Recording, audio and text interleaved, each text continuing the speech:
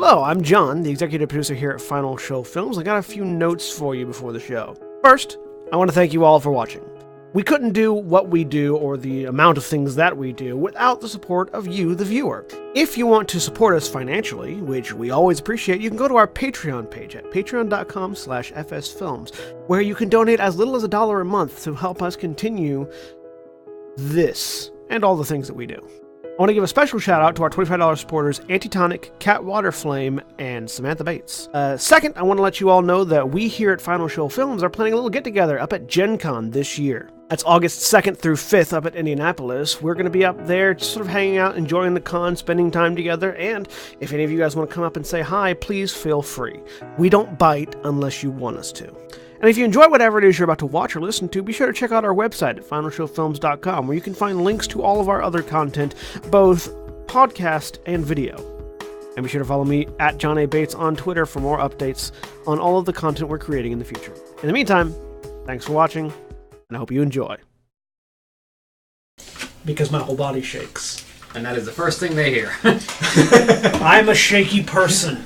Shady person? Yes. Yeah. I'm not so much a shaker as I am a twitcher. All right. Well, we're all twitchers now. We're all twitchers now. We are live. I know. Welcome to the Warcraft RPG campaign Storm, Earth, and Fire. I am William, and I am your dungeon master for this Warcraft RPG campaign.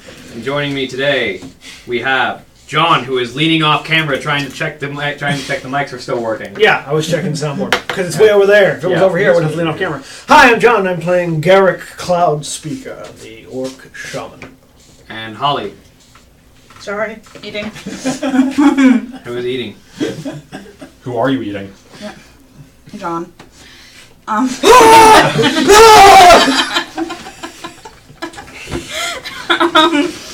Playing Shiana Flamecarver. She's something. She certainly is something. She's an orc rogue. And Austin. Yes. Hi, I'm Austin, and I'm playing a troll. I like how he's playing the troll, but you made the cannibalism joke. And Because in real life, I am a cannibal. that troll's name is Jangatal, and he is a troll. He's a troll. Like I said, I'm a troll. That's all you need to know. And Stan. I'm trying to play a goblin tinker named Josh. Trying to. I like the I'm trying to play. It's working out pretty well for him so far. And Zachary. I'm Zach, and I'm playing Leaf Ironmender, half-human priest of the Holy Light. All right. I twisted my ankle last Tuesday, and my toes hurt still. Rudy will not be joining us right now, at the very least. He is busy. He is currently unavailable. He may or may not join us. I sent a message if he feels the need to drop in, then that's cool, but he may not be here. So, when last we left off, the group had returned to Orgrimmar to deliver the news of what they had found, that being a number of different attack sites that seemed to be partially, or at least somewhat, under the making of the Twilight's Hammer cult, which seemed to be operating in the region, and also report on the Alliance attack on Crossroads that they had helped fend off. Upon arriving, they were told to issue this report to the war chief, who then promptly decided to send them to the new battlefield of the Alliance and the Horde, which is in the Southern Barrens, rather than sending them after anything to do with the Twilight's Hammer. You were told to wait for the evening for a general that you would be escorting out to Desolation Hold in the morning to replace the current warlord who is currently leading Desolation Hold, who has displeased the war chief. So you all have the evening to yourselves to rest, except for Shiana, who was given a task to travel to the Cleft of Shadows by Caplac in Razor Hill to deliver a token to one particular orc who is a member of the Shattered Hand beneath Orgrimmar, and who instructed Shiana that there is a group of individuals that need to die, and that is where we pick up. So yeah, we've got about 6 people that need to die. Okay. Now, I understand words come in from up above that you're leaving in the morning, which is perfect, because it means you'll be gone by the time anyone finds out. So, it's not every day that someone needs to go away in Orgrimmar. And we're gonna need to make sure that there isn't too much of a panic, because traitors or not, someone dying in the middle of our city with no apparent cause tends to stir people up. And this will be 6 people? 6 people that need to die without causing a stir. We got a task ahead of us. That's why I'm going to help you. Alright. But I have names of 6 orcs. Fortunately, 4 of them spend most of their time down here in the cleft. So, a little bit easier than most. You got Rundok, who is one of the orcs who maintains the portal system. We believe that he might have had a hand with letting Twilight Hand cultists travel through Orgrimmar using the portal system. Twilight's hammer. It's okay, Twilight's just as bad either way. Yeah.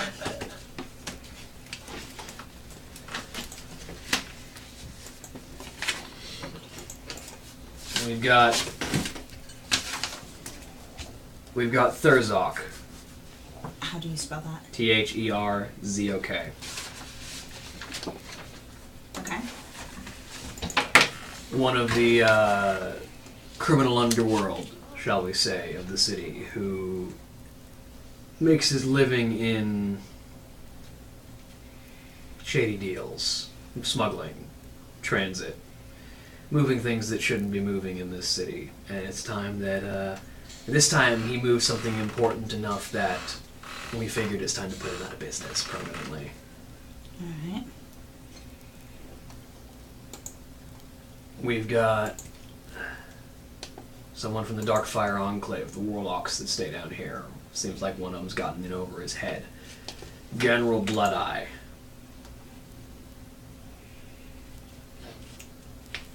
Yeah, that's GAN''RUL. What is it? GAN''RUL. Ganrule. Blood Eye. He got something in his eye.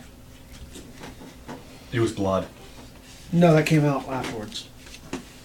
Okay. Seems like he's gotten a bit in over his head. Some people are wondering whether or not he's actually started working with demons or whether it's just the Twilight's hammer. That's 3 out of 6. Other than that, one of the poisoners, Korgan, works with Rekul's poisons, but we found something of his creation. Some of his special brews were used in incapacitating some guards that needed to not notice something moving out of the city. And if he's going to supply the enemy, he's going to supply nobody. And then the last 2 are a little bit more difficult because they tend to be up in where the sun is. So we're probably going to have to deal with them last. Probably after the sun goes down. So, the platform, the plateau where the Wind Riders keep everything and where most of the air traffic is at. Would you know that area? Yeah, that's where you come in when you come in via Wind Rider. Yes. I'm familiar with it. There is one of the assistants of the Wind Rider Master. We believe used his control over the mounts and access to them to help get one of our infiltrators out of the city. His name is Rakash. And he's not going to be leaving. And then the last one is going to be a little difficult because he's a well-known quantity. He's had a good run in the Ring of Valor. He's a well-known gladiator who fights for entertainment, for glory, for basically any reason that anyone wants. He's one of the best in the ring, and, well, he's not going to be easy to take out even if we do get the drop on him. Because it's I don't know why this thing exists in this city, but it's an abomination. Which is one of the things the Forsaken make. Masses of, corpses sewn together and given a certain amount of intelligence. They call them stitches, and he needs to go. Alright.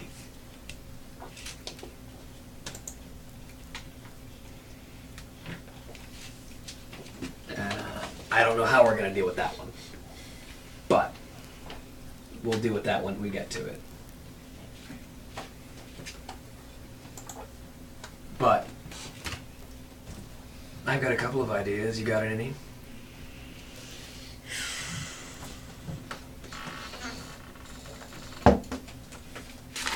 No. The important part is we need to make each of these not look obvious, or at least put them somewhere far enough away that they won't be discovered for a bit. Alright. You said that the four down here spend a lot of time together. No, a lot of time down here. Oh, down they're not here, always sorry. they're not always in the same place together, but But they're down here, so it's easier. yeah. Less eyes.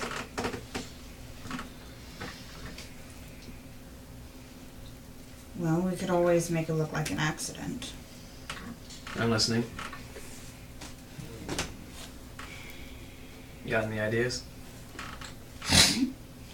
Are there any... What are the dangerous areas down here? Basically anywhere the cavern walls are looser, anywhere any of the buildings are less sturdy. Alright. People sometimes disappear into the Ragefire chasm down below. There's a lot of lava down there, a lot of elemental creatures that tend to live down there. It's dangerous. Alright, we can use some of that to our advantage. So what do you think? You want to make use of the Ragefire, then we'll need a reason for them to get down there. Why do people often go down there? I mean, it's a place that's close to the elemental spirits of fire and earth, and it's a quiet place where the warlocks can get some practice in without people paying too much attention to them.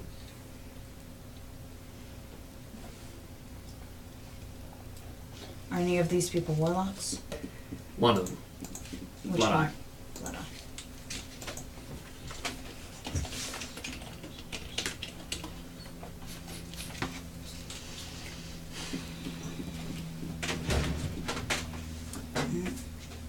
Besides that, you mentioned cavern walls. Yeah. Yes. These caverns were dug mostly by hand and reinforced, but that, well, let's be honest, we're not dwarves. We're not the best at digging tunnels. So there are some places somewhere where the tunnels aren't as sturdy as they could be. There's some collapses occasionally. Alright. I mean, that's fairly easy. You can get one of them over there. They have a little accident. That probably won't work on everyone at once, though. No, I'm talking about one of them. And like you said, we probably don't want to do this to all of them together. No, that'll send up a signal, because the other person we don't want to alert is whoever's backing these people.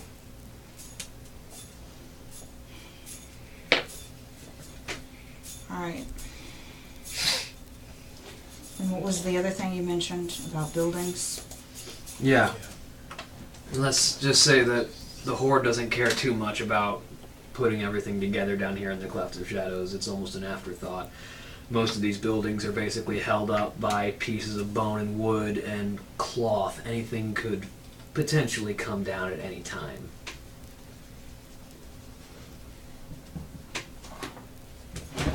Alright.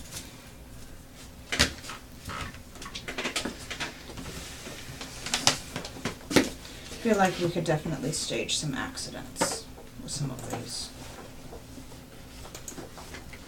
Is there anywhere down here where if they disappear, no one would find their remains? Well, if we dump them in the rage fire into the lava, there won't be much remains left. Alright. So can easily slit someone's throat and throw the body in there. Yeah. Only problem is the entrance to the rage fire chasm from here is right past old Niru's tent, and Niru's not one of the people we're trying to get rid of. Niru Fireblade. Who is that? One of the warlocks, and a keen old man. He's one of the good ones. Alright. We don't need to get rid of him, and we don't want to spook him either. But his tent is right next to the cave entrance. So if we're going to try and sneak any bodies down there, it's going to have to be very good. Okay. And that may need to be a last resort. Now, if we can find a reason for them to head down to the caverns and deal with them, that's another story. Right.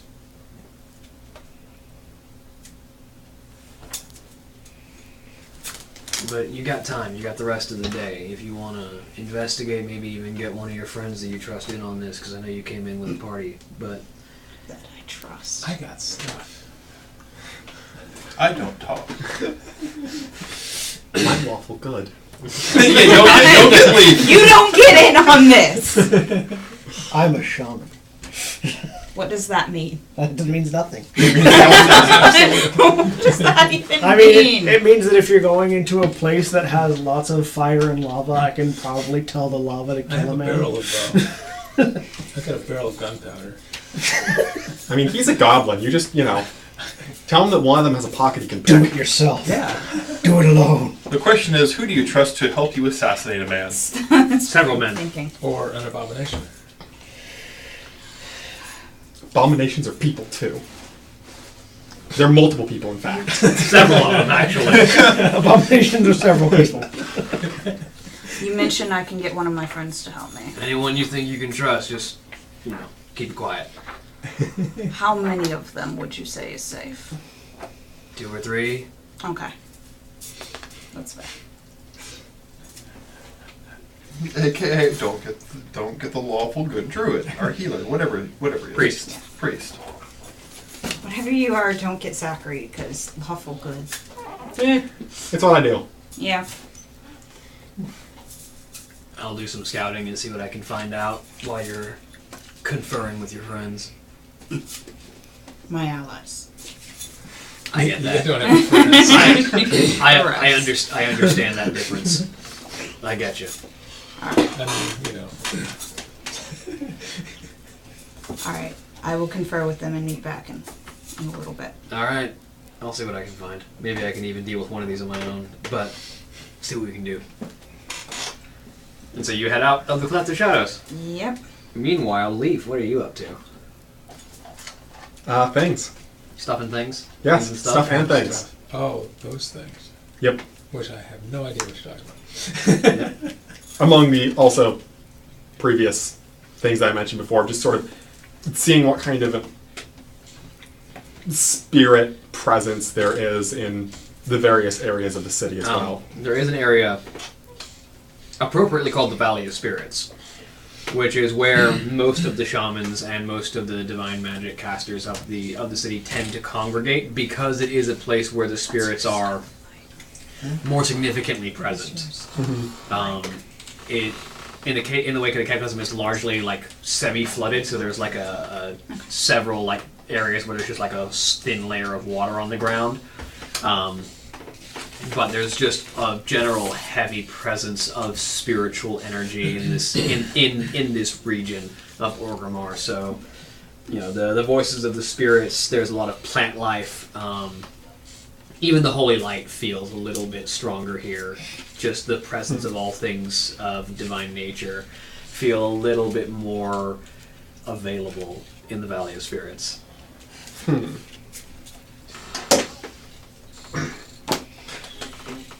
I'm curious what exactly the... I want to get generally, like, what do the shamans think of the Holy Light?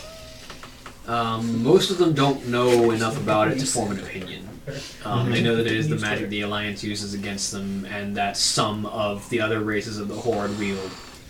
And I know it's a magic of emotion and of will, but not much else.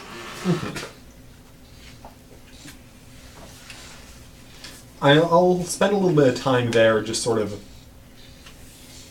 analyzing things, talking about, like, sort of seeing other people, observing and conversing with the spirits, and getting a general idea of how they go about that, and sort of comparing that back to a reference frame of, you know, like with the Holy Light and whatnot. There's a lot of meditation. There's a lot of burning of incense to open the senses, and communion as one might do just for prayer in the Holy Light.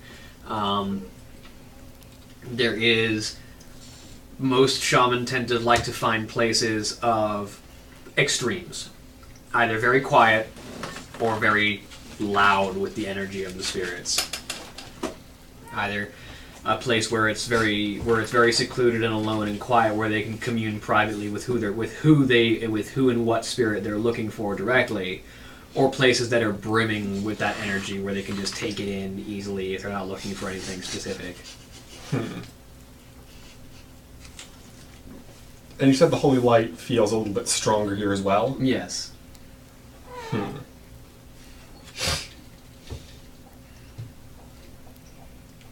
I'm going to sort of spend some time just meditating there, specifically on the Holy Light, and seeing what the general response of the spirits is again. Now that I can see more clearly and from more kinds. Yes. And go ahead and make me a spirit roll.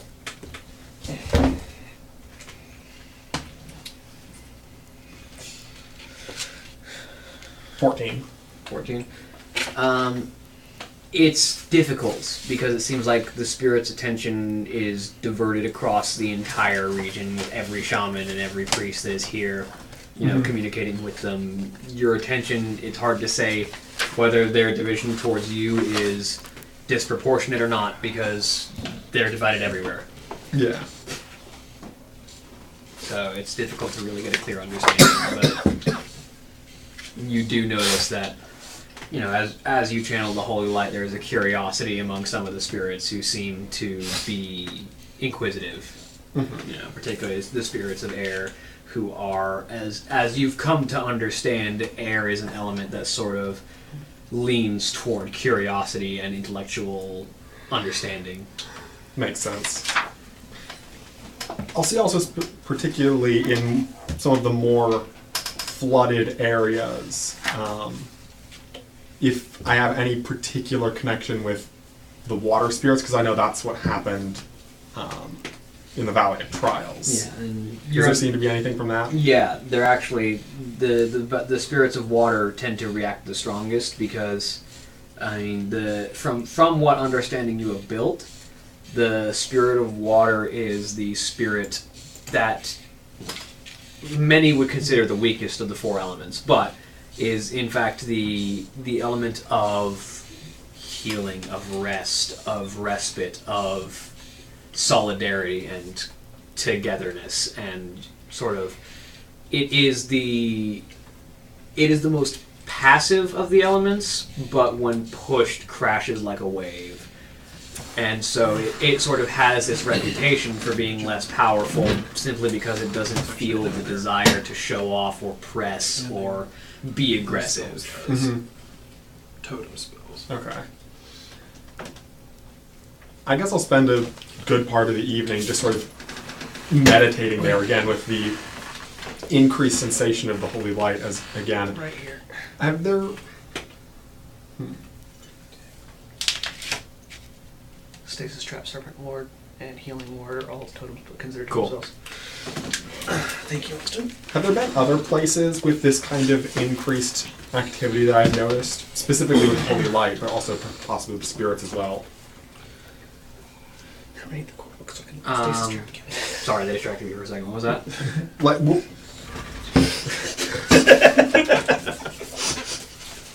yes, because using the Force is far more effective than just asking me. It always gets things done. Whenever I do that. It's true. Note to self, next time don't pass you the book when you do that. Now you're learning. So, yeah. Have I experienced this kind of amplification of the general, like, feeling of the Holy Light in other places before? Maybe once or twice, but it was always in specific locations, places like sites where temples to the light had been built in the Alliance territories. There were occasionally places where it felt easier to access, like its presence was already there or stronger than most. And they were usually locations you never really got an answer as to why, but they were just places where spiritual elements felt more potent. Mm-hmm. Interesting. Well, I'll spend a few hours there and then continue to like move around the city a little bit more and see if I can feel any other connections like that, possibly any other sites that seem particularly interesting from the perspective of the spirits or from the light. The spirits are present throughout the city of Orgrimmar, but they definitely seem to congregate around the Valley of Spirits, where something, maybe the environment, maybe something about the region, something about the people, maybe seems to draw them there. So you journey and you sort of experiment and gather what knowledge you can. Shiana, who are you going to first? I had a thing that I was doing, by the way. Yes. Because I was going to see Samuro. Yes. So we'll go with you for a second, actually. So you make your way to the Valley of Strength. Yes. The Valley of Honor, actually, where the barracks of the Corcoran is. Because if we're being sent off to deal with the Alliance, I want to make sure Samuro knows not only that the Twilight's Hammer are active, but that Mancrick has gone after them. And so you head to the Corcoran barracks, where as you enter, you see that the central area of the Corcoran facility is like a large fighting arena that is usually for like sparring matches or training. Yeah. And you see Samuro is lined up against 4 of the Corcoran in sort of a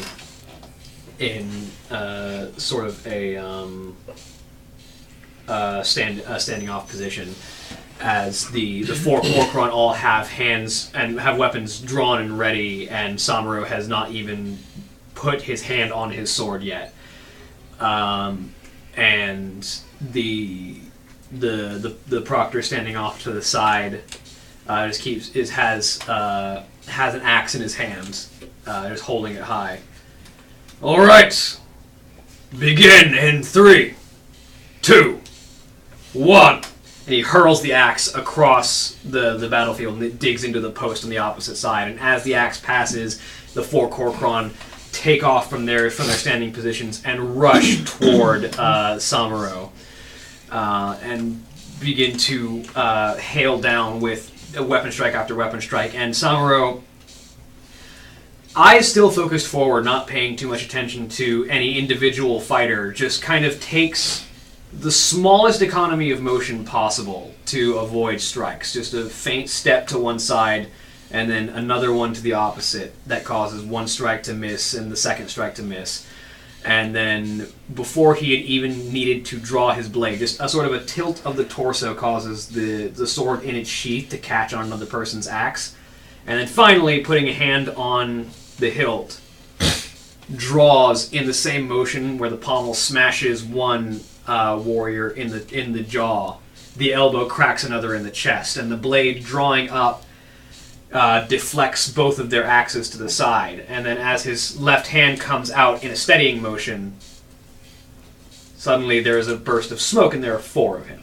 that seem to be moving in more than just your typical mirror image, more than just waving in and out. They seem to be acting almost separately of each other, as one of them as each of them bring their blade up to lock into the axe or whatever weapon of their opponent, and in one motion each of them just forces upward and brings the enemy's weapon wide, and then cracks in with the pommel, forcing them back, and then with a leg sweep, all four of them end up on their backs, and Samaro's mirror images just kind of press the blade to the base of their neck, and then all but the original disappear.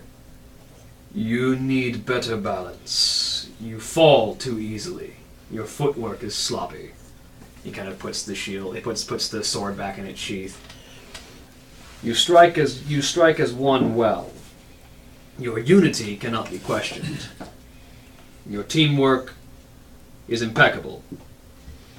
Now raise your individual skills to compensate. And they all kind of stand up and bow and head back to the training as Samara spots you. Ah, Garrick, good to see you. I pull out Mancrick's axe and toss it to him as I walk forward. I know this weapon. Where did you find it? My allies found it in the corpse of a quillboar. Mancrick's rage for them has not abated, it seems. My allies and I are being sent to Desolation Hold in the Southern Barrens. But there has been activity of late in the area that I felt it important you know about, relating to Mancrick. The Twilight's Hammer are active in the Barrens. They've set fire to a quillboar nest with horde people inside. Mancrick has gone missing. Farwatch? Farwatch Post. Farwatch Post was destroyed by quillboars, and it seems Mancrick has sought his revenge. But all we've found thus far is that axe. If I know Mancrick, he will chase them to their home. He will go straight to Razorfen Crawl and will either die or kill as many as he can. We are being sent away and will not be able to pursue him. I had hoped that with this information, someone might be sent after our brother.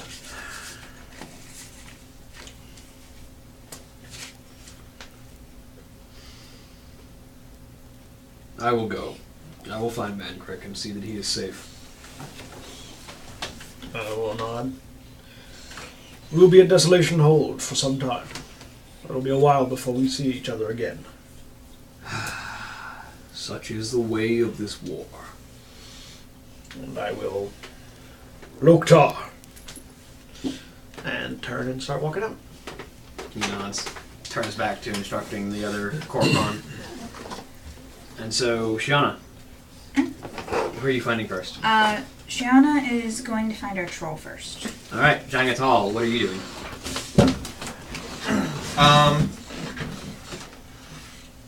I believe I was aimlessly wandering the city trying to figure stuff out, if I recall from last week.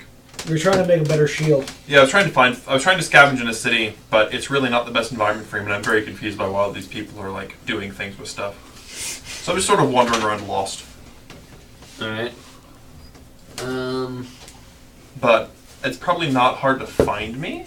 Yeah, so He wanders right past the Cleft of Shadows as you exit. That's honestly probably not unlikely. Here, boy. Here, boy. It's like you're sort of immediately after leaving the Cleft of Shadows back into the drag. Probably around the Orgrimmar Orphanage, actually, you find. Yeah, that's kind of where I tend to be. Alright. She will approach you and look directly in your eyes. Will you help me with something? He'll cock his head and look at you. There are some people that need to die. Still looking at you. That's a good way to hide the body. I let him eat him. Alright. She'll like motion her head. Come with me. He'll follow. Okay. All right, where are you headed? I always forget his name. Josh? Josh. Yeah. Yeah. Where are you at, Josh? I'm still working on my stuff, I guess. I'm just tinkering here and there. Where at? You at the? Are where you would at I the be? inn, or are you? I didn't really cash into the inn. I just kind of camp out places. So I'm just kind of sitting in the town square or something, just looking at my pile of junk. Well, there is He's being a hobo. Yeah. A hobo goblin. there is the Valley of Wisdom, which has been sort of where the goblins have sort of set up shop. Okay, Um, right. Yeah. They've sort of turned it into basically their place for. I don't know if the Valley of I Wisdom. think I'll gravitate that direction. Sorry, there's actually Look around, a see what separate they're spot doing. that is the the. Don't they have their own place now? They do. They have the. It's like just off the Valley of Valley of Strength. Strength. It's Yeah. like just north of the Valley of Strength. Actually, there's like a small, basically the goblin. It's like the exit to Azuna. Yeah, kind of. Yeah, there is a place in the city basically where the goblins tend to gather around. Yeah, it's basically just sort of like it's the break in the map between the Valley of Strength and the Valley of Spirits and the Valley of Wisdom. Is sort of like in that triangle zone. There's a small section of the map that is of the valley that is basically been sectioned off for the goblins, and there's like they've got like This is hard to do when you can't see. they've got like kegs of oil set about and different demolishers and mechanical devices being worked on, and various goblins like there's a number of goblins that have set out like grill operations for food, and like they've got bets and different gambling areas set up, and it's basically a miniature goblin village basically set up inside inside Orgrimmar. So you might be able to find like a place to do some work there. Yeah, I'll find a little corner and go through some stuff and kind of figure out Yeah.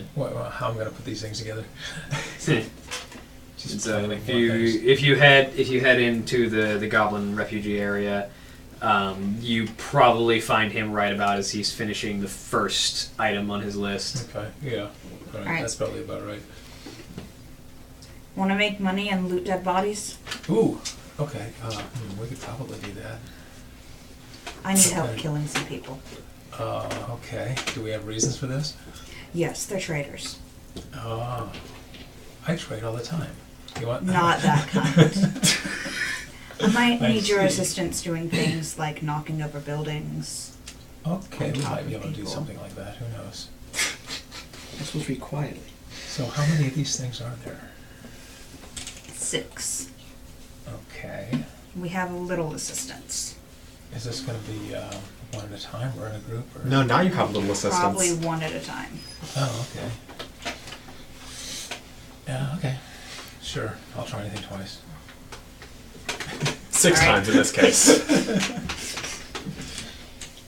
Alright, and she's gonna go find Garrick. Pack up. I'm really sorry, Zachary. You're getting Garrick to help you? Yeah, Where's he going to be? it's kind of the brains of the operation. And I feel That's a sad state of affairs. Your intelligence is higher than mine. I mean, intelligence-wise, you kind of just My got the brains of the intelligence is party. not he gets high. brain- yeah. Well, but we need a combined intelligence and wisdom score. That's fair. That's My fair. spirit score is like... Yeah. Combined You're intelligence and lawful wisdom good. score? Yes. I I have a 10 for Hey intelligence. Leaf, we need to assassinate 6 people. I mean, hey, I would definitely act on what you said. Yes. I'm sorry. Right. I'm really I'm sorry. aimlessly wandering the town anyway. It's not like you could track me down very easily. I don't mean to exclude you or anything. I am very. I mean, Well, the Shiana thing does. I don't. Yeah, I am. I know why you're doing it. I am And very. this is part of the agreement of doing a lawful good character. I'm used to it by now. Sometimes the paladin has to be left in the dark. I am very probably eviscerating a training dummy. Yeah. In the Valley of Honor. What is your intelligence? 10. You're also not Oh, really no, good you're at... the same as me. I thought you were higher. My spirit is 16. Okay. I'm very wise. I'm not very intelligent. You also don't have much need of a healer unless things go horribly, horribly wrong. I'm not So- intelligent And I can or spontaneously wise. cast healing totems. So. Yeah. So you're not going to need much healing for this. I'm not intelligent or wise. So... I'm wise, Would be he's helpful. intelligent. Yes. Okay. So yeah, I'm very, very probably burying my great sword in a training dummy right now. Alright, she's going to approach you. Yes. I need some assistance. Okay. He doesn't even ask. It's probably best he doesn't. Well, if he sees all three of us, he probably thinks it's routine. Well, no, it's whether or not Shiana sees it that way, we are all family. Because I cast Mark Ken every day. And family helps family regardless of what it is. I see. Awesome. That's exploitable. So after the game, John, I put a body up back and help Sure, posting no up. problem. Alright, great. I thought the dog was chewing on that. Yeah, well, I've got plastic tubs and Hydrofluoric hydrofluoric acid. Yeah. perfect. Yeah. One bowl. It'll smell bad for a while, but it'll be gone. That's what the lime is for. The lime is to conceal the smell. I don't have any lime though. Amateur. Says the pacifist. Okay, so we follow. It is okay. Shing. Alright. Do you elaborate? Yes, no. Would you like me to explain? If you want. We'll get there. All right. Let's talk about it on the way and let everybody listen in. Yeah. She will quietly. I like the idea that Shiana's just taken aback by that. I mean, what is that? I haven't had somebody just like with no questions help me before. I'm confused. Well, you have to explain. I mean, you don't need to explain anything to him. He already got all the lucrative bits. Yeah, I figured it out. I mean, it's probably good to explain it for planning purposes, but First of all, we're not telling Leaf. okay. It wouldn't sit well with him. That fits it. I was given Sounds an like a wild mango. assignment to assassinate 6 people. Man, aren't we good, noble heroes? Okay. I'm chaotic good, thank you very much. I'm not chaotic. I'm true. They're all traitors, so they deserve to die.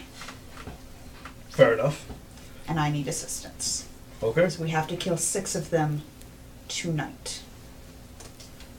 Where and when? Let's go. Follow me?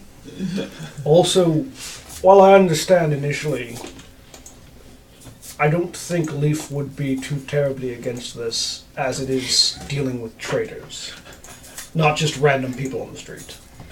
can Troll's try gonna whatever you cock his want. head at you and look at you funny like you just... Like something crazy just came out of your mouth. The troll thinks you're not being intelligent. I have a decent wisdom score, okay? I'm just saying, like, It's not terrible. lawful It's higher than good mine. dealing with traitors that you've been ordered by the current authority to deal with Lawful good is Falls just in 2 that. words. falls into that. There's various interpretations of lawful good. There are. I mean, well, Because this is the law. I mean, law doesn't ultimately- necessarily have to be the residing law. It can also be a code of honor, like That's true. pacifism. I don't want to kill people. It's true. Also, if we were lawfully killing them, they would be executed. Yeah. We're going under the law. We're going under. We're Ultimately- specifically in that group of people where someone's like, where the law's like, hey, this needs to happen, and we Okay. don't need to be aware of it. Ultimately, Jules. I don't That's kind of trust the way that him. things are going. He's going to screw things up for us. Let's go. You're not wrong. Yeah. I'm sorry, because I You're feel not bad as a wrong. Way too person. risky. Derek has faith in people. Whether or not that's rewarded faith is up for debate. She goes to find I mean, hey, guy. I've already forgotten his name. this just means I get to find the spirits of the dead crying out in agony. I Gordul. mean, Gordul, yeah. Yes. if you think they'll This be is why crying I out write in things agony down. when I can just go away. Oh, so we're just going Ghostbusters on this then. I am the That's Ghostbuster. why we brought him. That's He my is job. Ghostbuster. I Okay. am the Ghostbuster. Who are you gonna call? Garrett. I mean, you're not wrong. Also, shaman's also good for afterlife interrogation. Alright, so you head back down and you find Gordul. Garrick, this is the first time you've met one of the Shattered Hand. I don't think it is. I would have met the guy that was in the second war, Kargat Bladefist? wouldn't I? No. He served mostly on Draenor. Oh yeah. No, yeah, never mind. Yeah, this was the first time I met one of the Shadow Fists like in person. Yeah. You've heard of the Shattered Hand. Yeah. But this darkly ornamented individual with a dagger on his left wrist instead of a hand this is the first time you've actually met one, and now you recognize the iconic Shattered Hand appearance, which is weapon instead of left hand. That's gotta be awkward if you're left-handed. I mean, it's weapon instead of offhand, technically. So some Shattered Hand have weapon on their right hand. Some have weapon on both, and that's the real fun part. Stop. All it requires is that they remove a hand. It doesn't matter which one it is.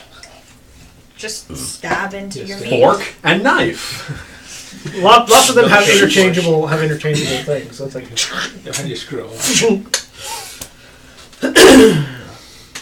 I will. It's just like arms crossed nod. I brought assistance. So I can tell. All of these people trustworthy? I believe I so. smile. She like stares at Josh. It's like a real nice smile. Yeah, you can trust me. I put out my hand, Oh no! shake. He puts a gold coin in your hand, and the conduction actually goes backward onto you. and you find a gold coin in your hand when your hands pull away. Okay, I can trust him. They're mostly trustworthy and can be taken care of if they're not. I served under Grom Hellscream. Good. Then you're used to dirty work. Dirty. All right. Yeah. The part that the rest of the party doesn't know is I killed my clan. Oh, seriously? Yes. Oh, that's awesome. That's why the statement was I served under Grom Hellscream. Because that's enough for this person. That's awesome. I did not know that. You still don't, technically. No, Yeah, no, I don't. It's like it's Just what I mean, like you say. I served under Grom. It's like, all right, so you know what it's like to murder people. Yes, I know what it's like to do what needs to be done for the Horde. All right. Well, I've done a little bit of digging. Rundock, good to know, has been having a little bit of trouble with his portal device lately. Kick him into it and let it be. That's actually what I was thinking. If we can get it to malfunction, Just the explosion could take him out in a way that would seem natural. Simple. Is it technological or magical? Or Both. Both. I can do either. And I think Doesn't matter. if you're a talented technician, like I think most goblins are, you can probably make that happen. I think it's that guy.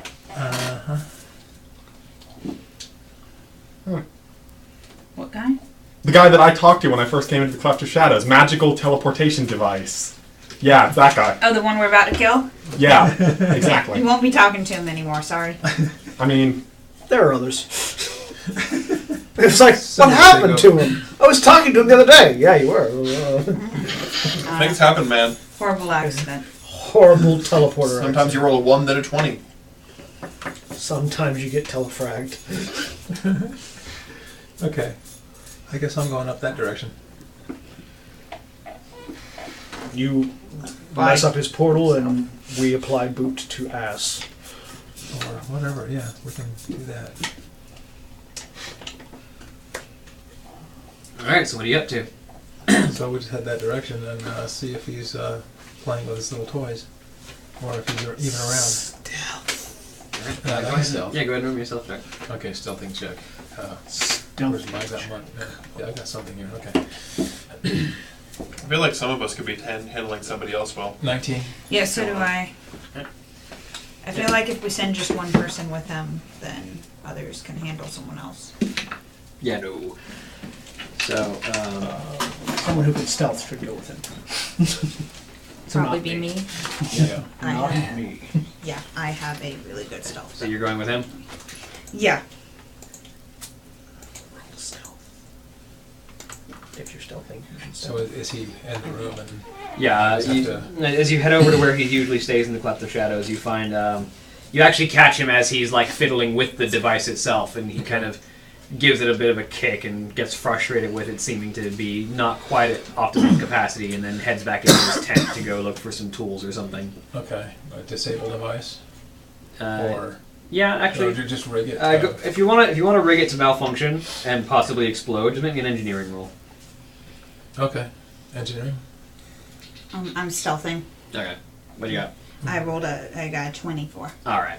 Yeah, you're right next to it. Meanwhile, as the two of them depart, Gordul looks at the two of you. All right. The other one that I've got a decent lead on is Korgan. He's one of the poisoners. Nice. Plus 9. Nice. What'd you get? This won't 29. A natural 20 That's the best I can do. to mess with this guy's teleporter. Nobody's gonna find him or anything about him ever again. No, rather than making it blow up, you go, oh, that's nice, burning Legion Town. Shink. One-way trip, yes, okay, click. Yeah, he's The maelstrom. Yes. but Korgan's been experimenting with new potential poisons with different ingredients, and it would be a shame if some of that got into his system. And then, oh, he's the poison guy. Only somebody here knew about herbs and natural things and all that. I know, right? The troll will If only both of us knew. will narrow eyes. Where is he? He kind of thumbs across the Valley of Shadows. There's the poisoner's shop over there. He's the second operator, the troll. And let's just say he's been working with some dangerous ingredients. And if any of them happen to get into his system, there probably wouldn't be much anyone could do. Especially not if the shaman that came to see him made that determination. Mm-hmm. Alright. If the healer says you're fucked, no one really argues with the healer. Let's do some. I'll do some We will- stealthing. Yeah, we will figure out a way to communicate to Jangatal the plan of Jangatal poison, Garrick be the medical He professional. figured that part out. He heard poison and he was Poison. given a description. Yep. So I will, I'll go into the shop like just as regular, just to talk to folks and just be a distraction. 20 stealth. Yeah, so you disappear into the poisoner shop, and while Garrick is speaking with the orc who is the primary proprietor of the shop, Jangatal disappears behind the back and Looking for herbs and things, Yeah. the kind of things that might be used for antidote for both for antidotes because I'm going to the front line. I'll need antidotes and also poisons that might be applied to weaponry for our stealth missions. yeah. And so you're looking around. He's got nightshade. He's got various different poisons that can be crushed and either ingested or applied to weapons. I will actually buy some. Yeah. How much money would it cost? It'd be about for an application for a single weapon that would last for 5 hits. Would be 20 gold, which would deal an extra 2d6 poison damage on a successful hit. Could I get a bargain for lower? Just because I'm going to the front lines and I've got 10 gold. You can roll me a persuasion check. That's not bad. It'll be diplomacy. Yeah, diplomacy. 19. Based on military customer, and it's a shaman who doesn't usually ask for poisons, which is an interesting find. He'll do it for 15. Still more than you got? Yeah. This is unfortunate. Yeah. Unfortunately, poisons are expensive because Yeah. they're potent. That's fair. Yeah. I'll just take some antidote stuff then. Yeah, that's there's actually a price for anti venom and Yeah. I think antitoxin. Price for antitoxins. I'll have to look it up, but I'll get it for you in just a minute. Yep. yeah. It's like 5 gold or something. Gives you well. There's antitoxin and antidotes. They work differently. Antitoxins you take beforehand, and they give you like a +5 alchemical bonus. Antidotes is what I'm looking for. Yeah, those are gonna be more expensive, but I'll figure it out. And then while that's happening, Here, I'll look for it because Yeah. you're doing things. Yeah, that might be a good idea. and while that's happening, you disappear in the back, and you see there's a troll working on a number. Probably in here because the alchemist stuff isn't there. A troll working on a number of different ingredients, sort of mixing them together with a mortar and pestle, and has another one sort of burning an ingredient down. It's he's kind of hunched over. He's got like long pink, like purple pink hair that's kind of He's flowing on his burning things, you say? back. Yeah. Any sort of... Is there anything in here that is toxic if inhaled? Can I roll any sort of survival? Yeah, go ahead and roll me a survival check. 28. So the stuff that he's grinding, which is kind of like on a bundle on the table next to him, that's kind of like off to his right, and he like occasionally reaches over and grabs and starts to grind some more. If that was burnt instead of ground, it would make a toxic fume. I'm gonna roll me a sleight of hand. Thank goodness for Dex. That's leaning. That's all the way. 18. Alright, let's see what his perception looks like. No, it doesn't look like anything. Alright, so simultaneously, this device is sparking now, and you know something bad's gonna happen the next time he tries to fiddle with it. So you just kind of take off and leave, and as the sparking noise gets his attention, he kind of comes back out. What's going on with this thing now? And he goes over to mess with it, and I need to roll a d20. Yeah, I thought so. Oh boy. And portal to the Shadow Realm activated. Oh no, he just exploded. It takes an explosion.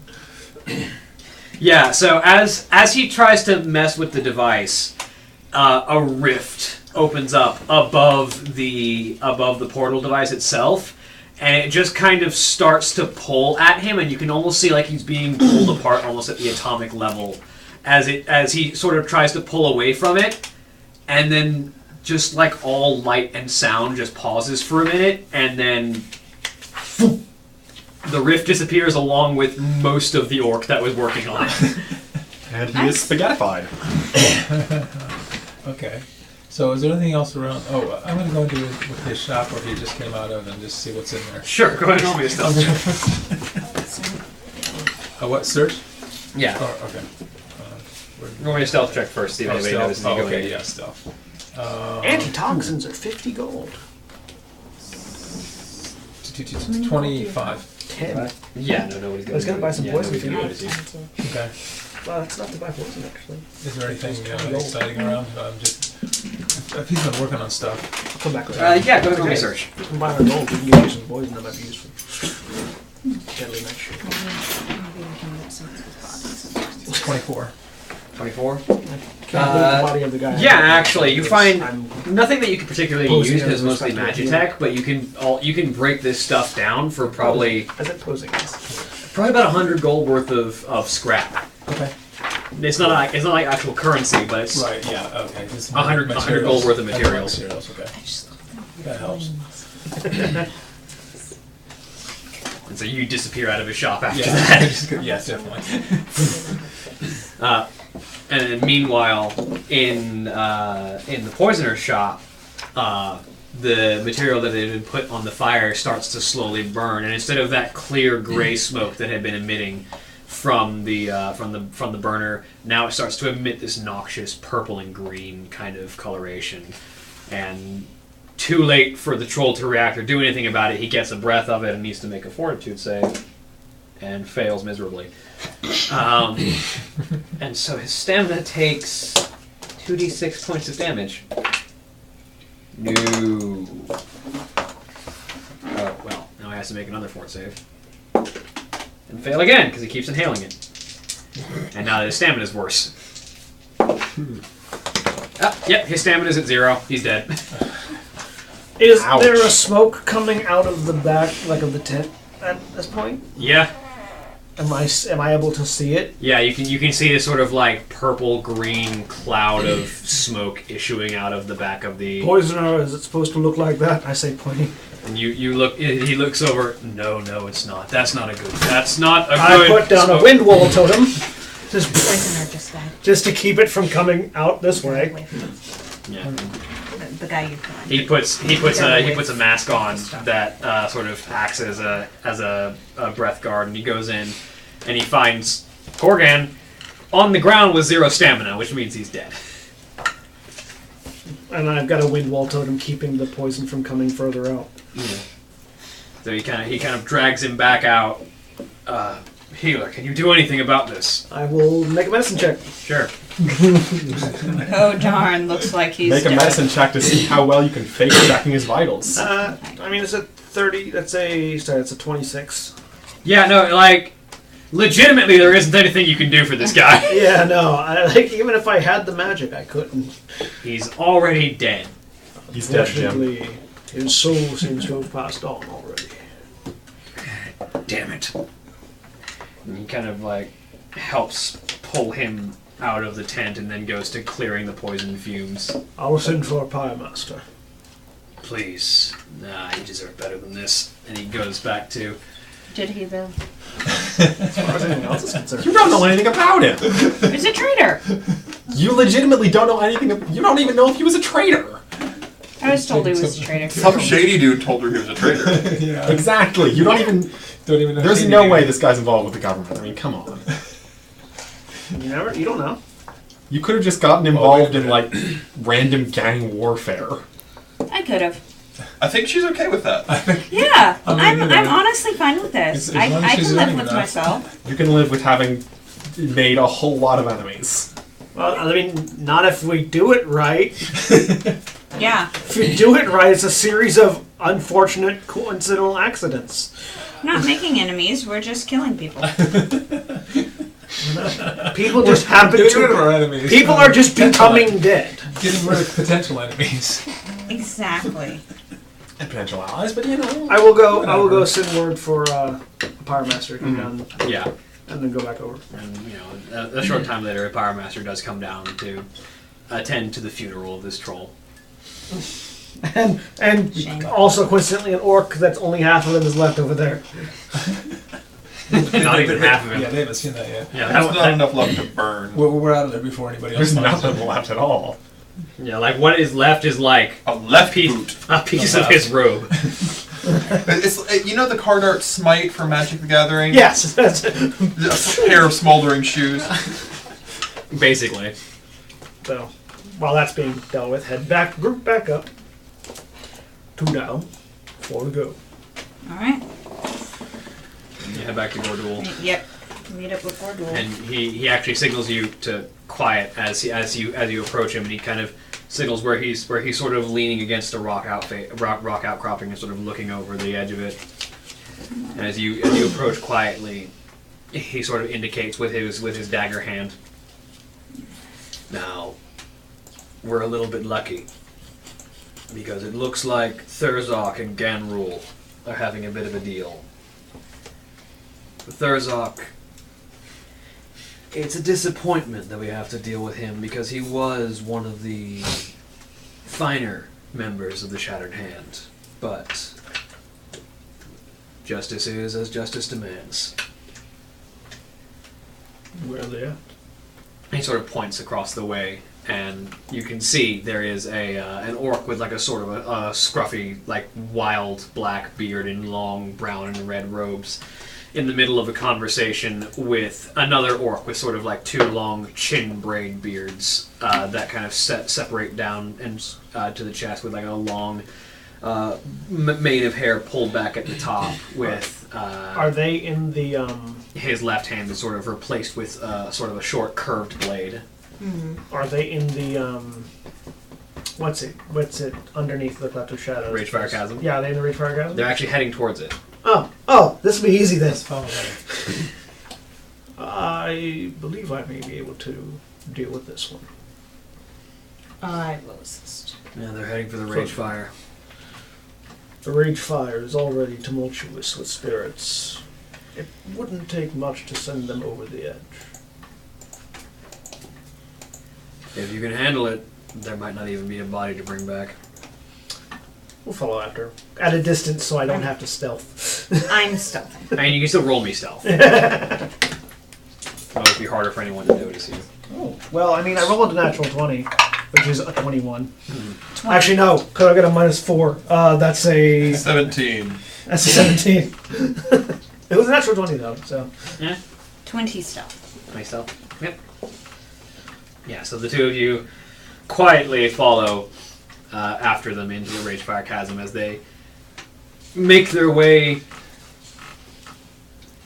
deeper into the chasm to where they're out of eyesight and earshot of the Cleft of Shadows, where it seems like Thurzok appears to have gathered some illicit reagents, based on what you can understand, for the Warlock and his rituals. So I'm going to put a hand on the wall, and I'm going to speak. I'm going to commune with the fire spirits, and I'm going to basically summon all the emotion that they felt when they were tormented by Fellfire, and indicate that these two people are associated with the bringers of Fellfire.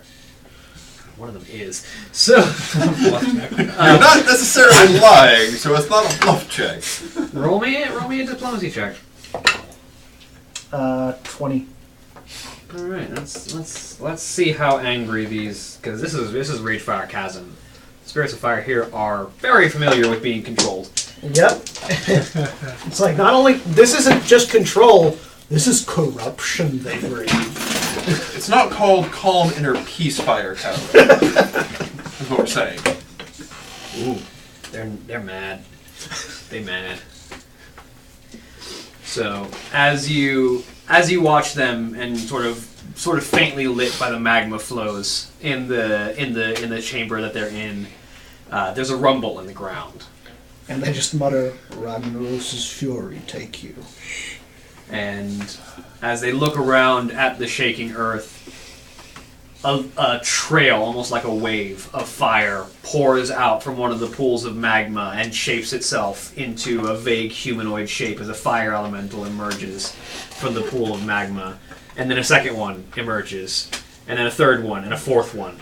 And all four of these fire elementals just kind of converge on the two of these individuals and grab them. As their clothes begin to ignite, they just leap and pull them back into the magma, and two bodies disappear into the lava. I sort of look over at Shona. The spirits were with us. And then I turn and start walking back out.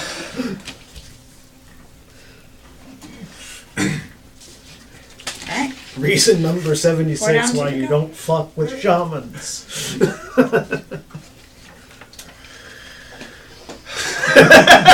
Because you know who we talk to? The spirits of the elements. You know where they are? Everywhere. Yeah. So you head back to Gordul.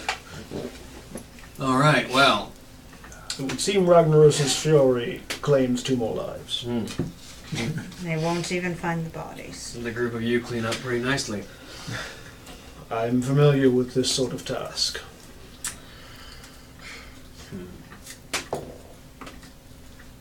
Well, you're gonna have a bit of a harder time with these last two. And I might have to give a hand with it, because the last two, we got one Rakash, who is Rakash, who is one of the assistants to the Windrider Master, who we believe has had in the past assisted infiltrators escaping the city on Wyvernback. And in the second is one of the pit fighters by the name of Stitches, an abomination, who we believe acted as muscle for some of these infiltrators when they needed a distraction or something to go away physically in a fight. How smart is Stitches? He's a bunch of corpses sewn together, and I don't think they cared about how much brain matter was included. I'm just I'm just thinking of put a healing ward above his head. Just probably noticed that one. slowly ticks him down. Probably noticed that one. Where does this abomination hang out? That'd be at the Brawlers Guild in the Ring of There's gonna be a Valor. bunch of people there. The wyvern that brought us. Who was the leader of the wyverns? Sharpmane. Sharpmane is still here, isn't he? Yeah.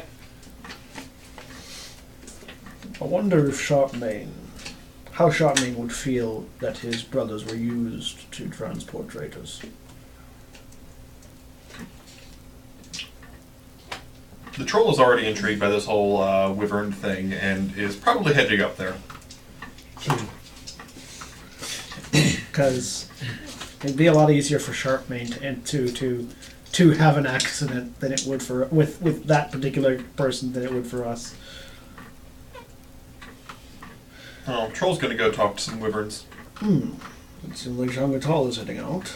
We should probably follow. Yes, we shouldn't let him go off on this one. We'll plan for On this Stitches. We'll plan for Stitches, but let's follow Jean Gatal. Alright. Alright, you head out with him? You head out with him? Yeah, I'll follow along. Alright, good luck. I'll be waiting for you back here if you're successful. With some payment for your efforts. Thank you. Let's head up and see what's going on with the wyverns. Troll's going to Wyvernland. Okay. Alright. Following the troll. Wyvernland.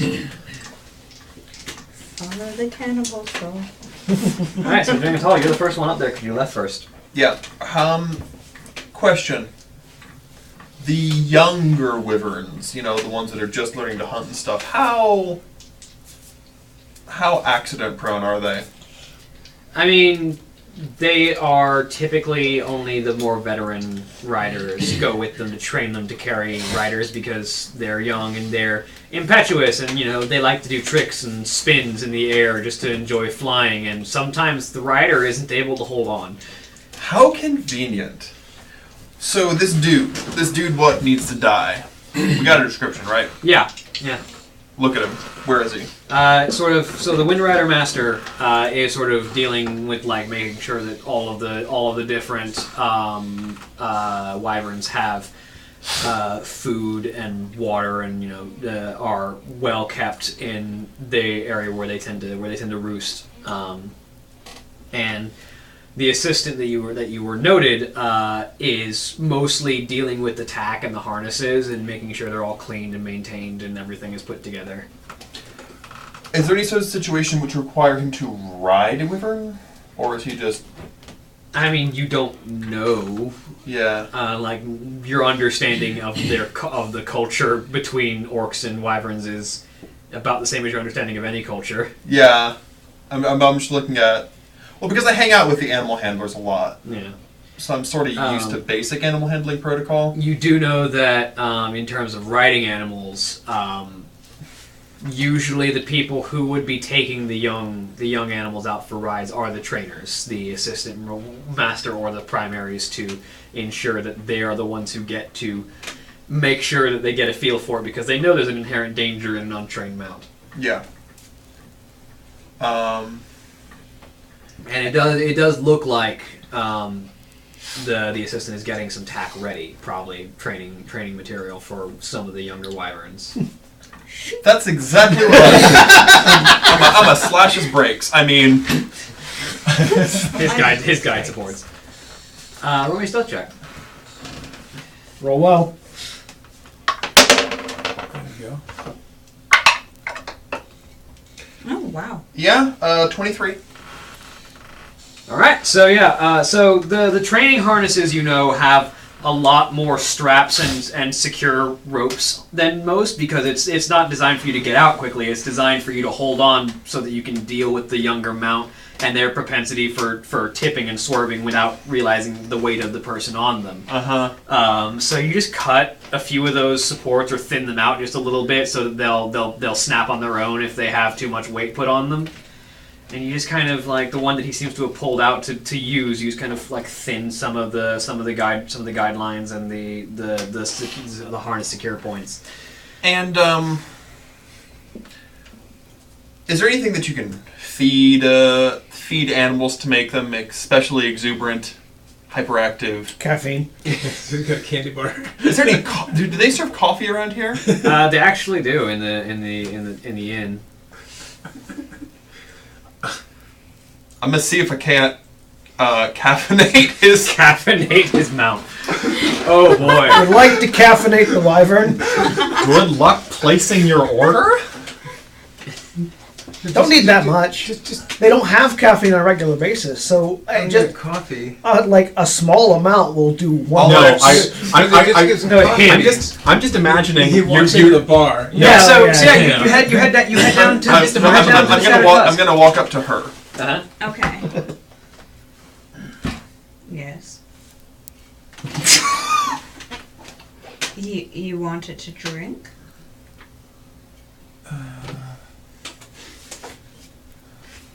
Drag. I don't have an arm here. Other arm. Okay, Yeah. So you I drag to the end and I point at coffee. Yeah. Or people drinking coffee. Yeah. You want to give the... I go order a cup of coffee. I will indicate. I will. Yeah, I mean, we were walking together, so I've just followed. Just the beans. The beans. Okay. Order coffee beans. Yeah, you can get a bag of coffee beans. It's not I love like the it's party not charades. uncommon for people to want to make their own consistencies of coffee, especially like so you get some coffee beans. I will drag. It costs you like 5 copper.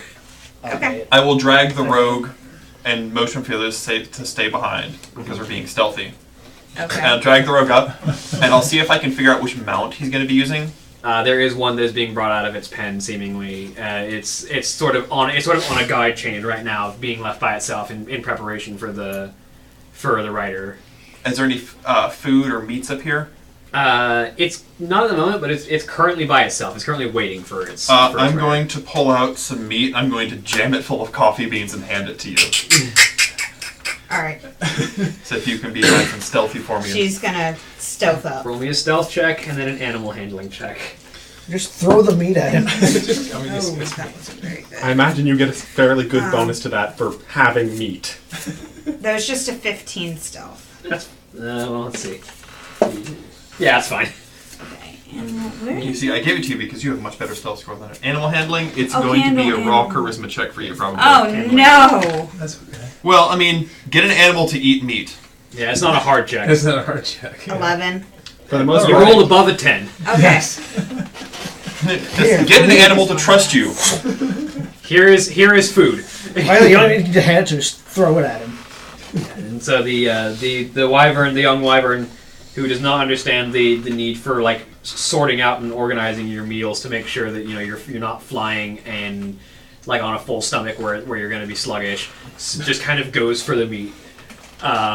And you have now spiked this wyvern with caffeine. We have one caffeinated wyvern with frayed guide ropes. Let's see what happens next. so How long before we hear a... So, not only is he also jittery, but he's also full and sluggish. So, he's sluggish, jittery, and has faulty safety mechanisms. I wanted to make sure there was a 0% chance of this failing. It is a trifecta of doom. How many minutes does it take before this guy falls? 2! 3. So there's a you just kind of wait from the sidelines and observe as this wyvern, as this handler sort of puts the saddle and harness on and sort of saddles up this wyvern. And We come up. it's already doomed from the start because the wyvern doesn't even get like a running lead up. It just starts flapping the wings and takes off from the ground. And just as fast as it can go, just straight up into the air. And the rider's already having to hold on tight to try and try and keep control over the wyvern. And the handler's having a little spaz attack in the air because like this isn't supposed to happen. And so there's a bit of like they get into a circling motion, and then, as the young wyvern occasionally does, it decides that it wants to spin because that's fun. And when it does, it gets a full like an aileron spin, just like a full like in motion full Do a barrel 360. roll. Yeah, it's an aileron roll. A barrel roll is going around the outside of the barrel. Yep. But it just kind of does the full spin, and the harness doesn't hold, and so the orc goes off to the side with the force of the spin. So we're down here on there watching.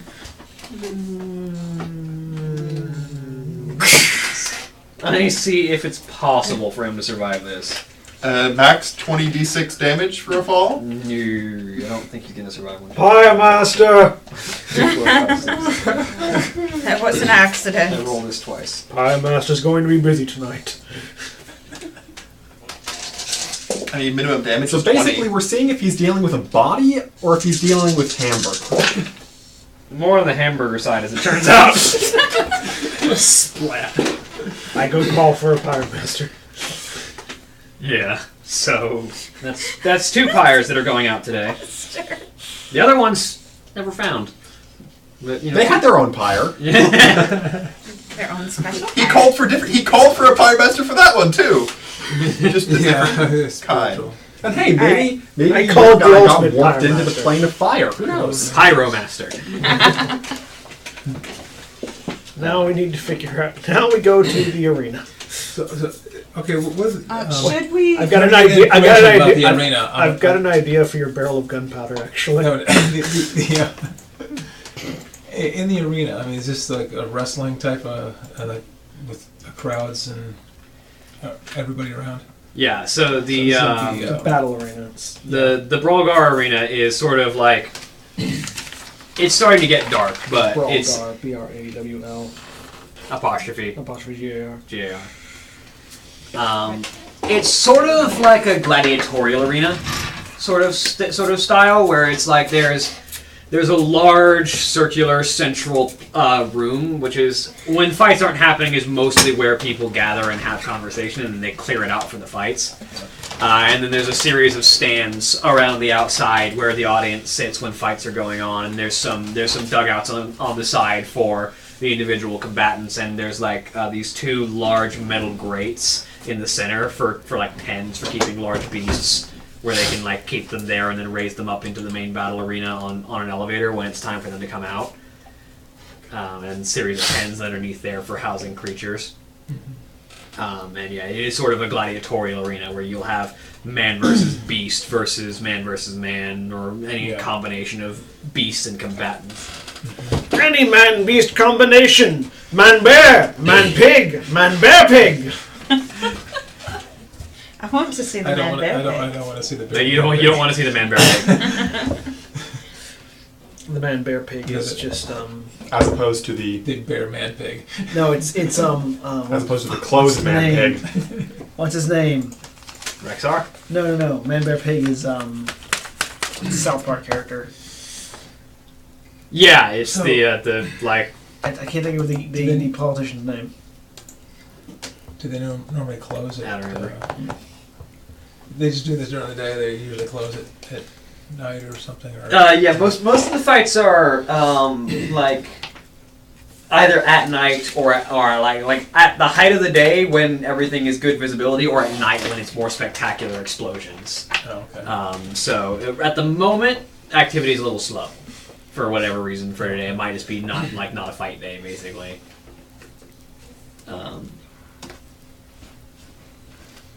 So we're just Al gonna walk Gore. in there and Man, bear check pug the is Al place Gore. out, I guess. I mean, you can absolutely just walk in. Like it's an open I was area. gonna walk in and look around, see. Just do we? You know, there's sort of like, because there's no fight going on right now. There's just like boxes and crates and stuff piled everywhere. They got like a section cordoned off for any spontaneous fights that anyone wants to have. And you Fight to the death? you can, but it's not They're like usually just, it's yeah. like any of the fights against beasts are usually to the death, because you can't control the beast unless you're very prepared.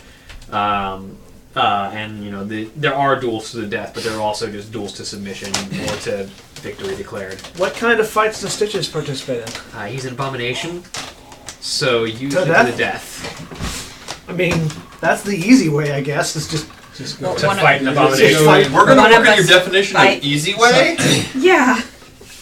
Here, let's put Josh up against him. That'll go well. I was actually thinking about that, but I Oh. don't think I have enough time to cobble something that'll work. like I said, I have a use for your barrel of gunpowder now. Well, no, I was thinking of Make little hand cobbling, grenades? cobbling a massive tanglefoot. Put it in the ground. Put a detonator cap on it. Wait till Stitches walks over. Landmine. I feel like they'll notice cheating. I think they'll Yeah. they'll notice that. I feel What like if you guys don't cheat? we, What if someone else cheats, or you make someone else cheat? I was saying, it doesn't have to be us. Oh. It's fighting Stitches. We can Buff someone else with like We can- powerful divine We magic. can prepare that ahead of time. Yeah, but can you plant it? Or just buff someone with magic without the person knowing. That's hard. The troll will listen to you talking about your plans to blow up this abomination, and Jengatal is going to like spread his shoulders and make big like. You just wanna. you want to fight him? Look at you with a cocked head like you're insane. He's going to motion. From inside. I don't know. buffing? You really need to learn language, buddy. Like buffing? He's going to point at your barrel. Okay. Okay. Gunpowder. Gunpowder. No No, gunpowder. no gunpowder. A little bit of gunpowder. Maybe a little? Oh, he's little. He's big. The abomination is big. Okay. I think he's saying there's not Put enough him- gunpowder. Put him inside the abomination. 2 words. Sounds like. Sorry. I'm sorry. I think he's saying that No. there's not enough gunpowder to blow up the abomination. Right. Okay. Do you have another idea? Okay. But the Sorry. gunpowder's not. Yeah. Probably not. Someone hand me the horror player's guide. Jengatal is thinking, dang, abominations are really big. I don't think a keg of gunpowder will do it. I mean, if it's in the right place. I mean, how much do you know about gunpowder? I don't know a lot about your silly weapons. I know that We're- abominations are we're- massive. We're thinking, yeah, like 170 hit points there. We're not, probably not something that massive, but It's Abominations can get pretty big. it's highly probable. Abominations are, like, the creature class goes up to like 28. No. I mean, yeah, but we're not fighting a 28th level abomination here. Hopefully No, not. this is going to be. We're not dealing with a 28th level abomination here. However, like, I mean, ignoring numbers and levels aside, Just There- physically large. I know that an abomination is way bigger than me, and I have no chance. Like myself and a hunting pack of raptors can't take an abomination down, right? Okay. So none of us should fight it then. no, we're not going to set up to fight. All of us should fight it. Leaf, mano on mano, you and the abomination. No, I meant all of you. Leaf is not with us right now. Actually, like Yeah.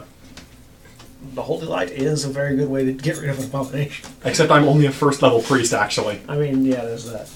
I have 2 levels of human, which give me spell casting, but they don't give me turning You're a powers. suck priest. Hey Leaf, we need you to do us a favor. No questions asked. Well, I mean, if it's about an abomination, you can make up something. Anyway. Go fight the abomination. Good Yeah, luck. try bluffing to the guy with the I second just highest wanna. spirit I in the just party. want to. It's not bluffing. I just want to commune. While we're sort of thinking, I just want to commune with the orc spirits that definitely infuse the Brawlgar arena, Yeah. and just sort of get a sense for what the arena is like. Like what are the opportunities we might have in the arena by talking with spirits? Is there a match going on right now? No. What they have. They have. Don't roll me a spirit check. The area is kind of like they have a small area sectioned off for potential like breakout matches that anyone might want to have. But there's like crates and stuff piled high, and like people, like organizers, are having conversations about the next couple of days of events. You can see some of the fighters wandering around. You can see Stitches in the very far back, kind of just sitting, and he's this massive abomination. Just like there is a permanent cloud of stink around him because he is an abomination made of several corpses. But 18. 18. And he just kind of like sitting there, kind of zoning out and staring off into the far wall. Excuse me while I do the hitman thing and look for opportunities. So, based on your communion with the spirits of the Brawlgar, and there are a number of orc warriors who have spent most of their lives and most of their afterlives warriors here. Come to me. This place is it is a place of very frequent combat, and there is a lot of spiritual presence of warriors, not ancient. It's only been around for so long, but of warriors that have died here and lived here and had some of their most glorious moments here. You know that of this place, very recently, there's been a bit of unrest among the spirits, mostly because the goblins that have taken over managing the arena are less fond of fair fights than they are spectacular fights. Mm-hmm. They're more about a spectacle than about an actual test of skill in a lot of ways, where they will rig fights to go the way they want them to because they want to get the biggest thrill out of the audience, because that gets people betting and that gets people throwing money around, as opposed to just making them fair, straight one-on-one fights that are actually, tests of skill. They'll hobble a massive monster if they feel like it'll make it look cooler when the smaller person wins. So, with that understanding, I'll pull out one side. We don't have to do anything other than convince the proprietors of this arena that it would be beneficial for Stitches to die. The goblins fix fights all the time. They arrange it so that the correct person loses and the correct person wins. If they see it as financially beneficial that Stitches loses, then Stitches will lose. So how do you suggest we do this? I look to our goblin. So I could go see if we can stage a fight. Try to fix a fight with like all of us against No, that thing? it can be anybody. Oh my it can goodness, be no. it can Oh, be just literally anyone. So long as they just- so long as they think Stitches losing is beneficial. Yeah. Perhaps Somebody else. if Somebody we- else in there, then Someone who Can you- isn't can- us. can you beef them up? Yeah, a well, little bit. I mean, just get somebody. again, we don't necessarily need to do anything. If the goblins that run the place think it's beneficial for Stitches to lose, they'll make sure Stitches loses. Right. We don't have to do anything. We just have to get them in on the idea. Okay, how are we gonna sell that? Well, my thought is, like, if we can convince them that, you know what would bring in a lot of money, a lot of coin, a lot of cash? Yeah. You put 100-to-1 odds on Stitches winning. Right. the next or fight. something. Mm-hmm. People are gonna bet Jump on the it. shit on Stitches. Yeah. You're gonna get a ton of money, And and then when he you loses, pop them. you only gotta pay out, what, a couple of bits of gold? Roll me an intelligence roll. With my 10. That would be far too suspicious. That's a 10. You know a legend that they wouldn't actually have to hobble the abomination too much for him to win. You were literally just talking to him earlier today. Oh, Samuro? Oh, shit. Yeah, actually, yes. I would actually, another fight. If we were to I could probably talk to Samuro about it, or they could do it. What does Samuro think of abominations? If we were to if we were to bring in a gladiator to fight the abomination, that would really put on a spectacular show. Would. Okay. We could probably convince them that it would be in their interest for Stitches to fail. You have one in mind? I do. My master, Samuro. Alright. If you can. You also know that Samuro is very familiar with doing dirty work for the Horde. Oh, yes, he was there. Okay, He's the one who sent the explosives in Theramore to take it Yeah. away from Dale and Proudmoore.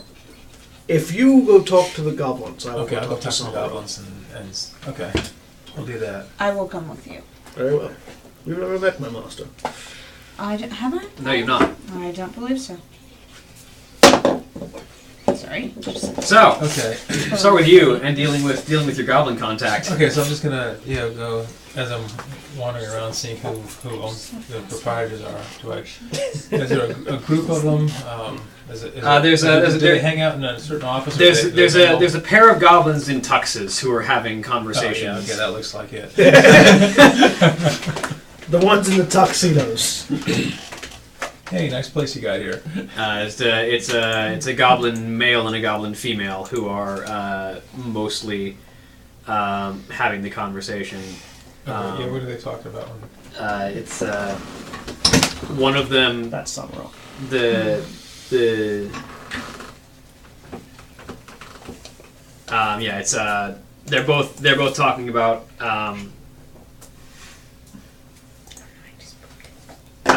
the next upcoming fight. The female is like, you know, if I gotta keep saying these incredibly long names every single time, people are gonna start clocking out of the fights. Like, I know it's a big thing. They like the titles, but the longer the titles get, the more boring it gets. Come on. And the other goblin is like, yeah, but the thing is, the titles have history. The more they do, the bigger the titles get. It's how the orcs are, you know. They do big things and they kill big things, and the titles just keep adding up, and they want to hear the latest title. And the girl's like, you know, yeah, but we could toss out some of the older ones, so I'm not talking for a full minute introducing these guys. Hey You guys, approach. got a nice little place here. Oh boy. And the female turns over. Yeah, what do you want? Well, just passing through and looking at your operation here. It looks pretty like a pretty substantial potential gain in. Nobody tries to butter me up like that unless they got a deal they want to make. What you got, pal? Yeah, well, I'm just curious about that big thing over there. He looks like he people usually bet on him, don't they? Stitches, Yeah. the mangler of men, the destroyer of demons, the crusher of crabs. I see what you mean. He's got I a see number what of titles. See what I mean? Well, hey, Crusher of crabs. That wouldn't be difficult. I mean, wouldn't it be easier Maybe it was for a you big if you crowd. got a bunch of new blood in here, and you kind of got rid of that guy? He wouldn't have a big long title. He just brings more people in later and to fight your future battles. You wouldn't have to. I mean, you wouldn't have to introduce this guy anymore if he got bumped off. Yeah, but go ahead and roll me a diplomacy check. See what you got. 18. Where's my diplomacy anyway? There's two good ways to appeal to a goblin: money and pettiness. 19. 19. Yeah, you're right, but he's one of the big guys. He draws in a lot of money. He's a big name. People love to see Stitches literally pull someone into 3 pieces. What's he got the third arm for? Is the third thing to rip someone out from? Let's see, but if he's He's been got here a 3 while, arms. I only have 1. if he's been here a while, I mean, how do people usually place bets on that? You usually give a lot of odds on the Oh, the odds competitors. are always on Stitches. Yeah, but I mean, because hardly anybody's going to vote on or bet on the Bet on the other the guy. other your other competitors. I was thinking if you got somebody a little tougher, somebody a little more his size to come in, and it would be a little bit. Well, if he didn't look all that tough, and just kind of came in and just off the street and to offer to fight that thing. You can see, like, there's money signs in her eyes at this point. Alright.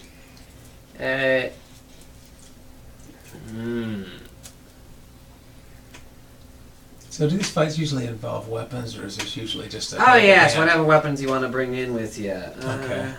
The name that I used was Samuro, Right. by the way. But I'm not going to give a name. I'm just going to Yeah. see that, because he's probably pretty well known around here, or he might be. And He is actually. I'm just thinking that, maybe he could come in and, disguise. Hey, you think you got somebody? I think I got somebody that could handle him, and we could just kind of bring him in and make him look, make him look like an urchin, and just put him out there. Iggy, take this down. And the other goblin like immediately pulls out a notebook and a pen. On this day, Boss Basil Flames was struck with the best idea of her career, and she was gonna make $1 million off of it. What was the name of that? Samuro. Samuro. So I mentioned the name Samuro, but you just keep it on the low. Oh, no, that's a name I've been hearing. Yeah, He's one of the big fighters. Don't introduce him as Samuro. Introduce him as, George Jetson or something.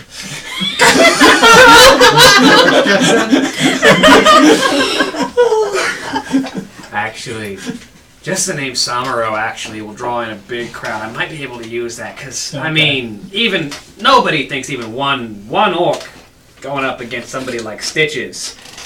People might have heard of Samuro, but he doesn't have a name in the arena. People don't know what he can do, but they know who he is. Okay. And everyone will pay big money to see Samuro's first big match in the arena. I think I can sell that. If you can get me Samuro, I'll see what I can do about getting him over here. if you can get me Samuro, I can get you a match. All right. Sounds cool. Now's the part where you go about, what about my cut? What would you do about that one when Samuro shows up? No, I go talk to someone. Yeah, so the two of you make your way back to the... I'm following her. Yeah. You make your way back to the Gorkron barracks. And Samuro is mostly in personal training at this point. Master, Ah, you return so quickly. I do. I have a bit of duty to the Horde that I would like to request your assistance with. Ah, you say that with a familiar tone. I do. It's reminiscent of our days with Hellstree. I had thought those days behind us, but if there is more work to do...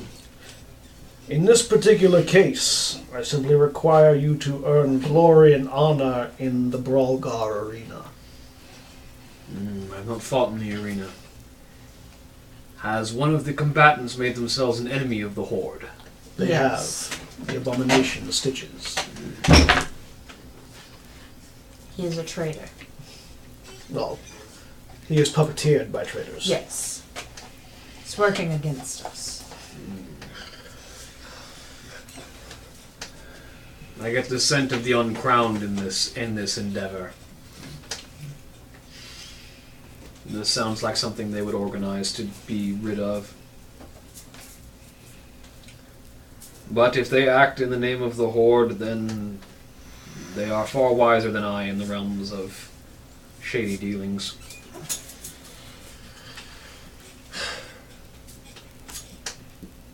Very well. I will take down this abomination for you. If nothing else, the masters of the arena will have a show on their hands. Indeed.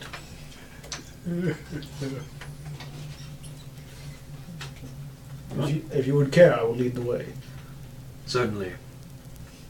And he sort of stands up from where he's been sitting and thinking, and just kind of goes over to one of the racks on the side and pulls his sword off the wall. This massive, two-handed full blade. This bigger than a great sword. This massive blade that he kind of puts onto his sheath. And getting a look over him, this is the first time you've seen him, and now that he's standing tall, this orc is tall but lean. Like, he's powerfully built but very compact. Like, all the muscles are very functional and not oversized. He's probably less broad than most typical orcs that you would see just because of how tall he is, but he probably weighs as much as your average orc. And he's got this long white beard that is tied at the bottom that sort of rests like mid-chest, and a long white braid that stretches. It's just a long braid that goes all the way down the back and rests almost at like waist height with like a dagger blade on the end, tied in the knot at the end of the braid. And he wears nothing on the chest, but he has sort of these long, like flowing red, almost like what's the name for the like Hakama. Not hakama. They're like the pants that like they're like ninja pants that sort of Hakama. like Yeah. No, those are the ones that like open on the bottom. I'm Yeah, talking yeah. the ones that tie around the Same ankle. thing, and they're just tied up. Yeah, but like those. Yeah. And he has like a waist belt on his, which on the back of which has a holder for a banner, the Sashimono banner that a lot of the Blade Masters wear. And he sort of grabs the banner and inserts it into the belt holder and puts the sword on his waist. I am ready. Lead the way. I will lead the way back to the arena. And so the two of you and Jangatal lead this orc back to the Brawlgar arena, and he enters right as you're heading out to go and fetch them. So, You made it. Josh, this is Samuro, my master. I was talking to the proprietors of this operation, and they were interested in allowing you to put on a show. so I have heard. I look forward to doing what I can for the Horde. Well, then let us go finalize this, shall we? Yes. Come with me. Okay, so we go back and I introduce these two to The goblins to Samuro. peoples. And Samuro to the goblins. Yes. It immediately becomes a conversation of the female goblin who you gather to be like the primary proprietor of the arena, like trying to get measurements, trying to get an idea of like height, weight, build, just basically how is she going to announce Samuro for the fight, and they start going over details. And Samuro's very quiet, very soft spoken. He just like answers questions when asked, and just seems to be ready, getting focused, ready for a fight to come.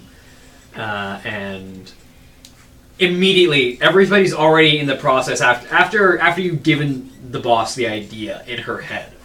You may wish to go inform your friend that there will be a show in the arena. It's a good idea. I will. Yeah, like, So Shiana goes off to yeah. tell Gordul. And like as soon as you got the idea in the boss's head, she started getting everybody ready, and so all the crates are being cleared out, the smaller arenas being broken down so they can make full use of the arena, and everyone is getting set for the big fight that is.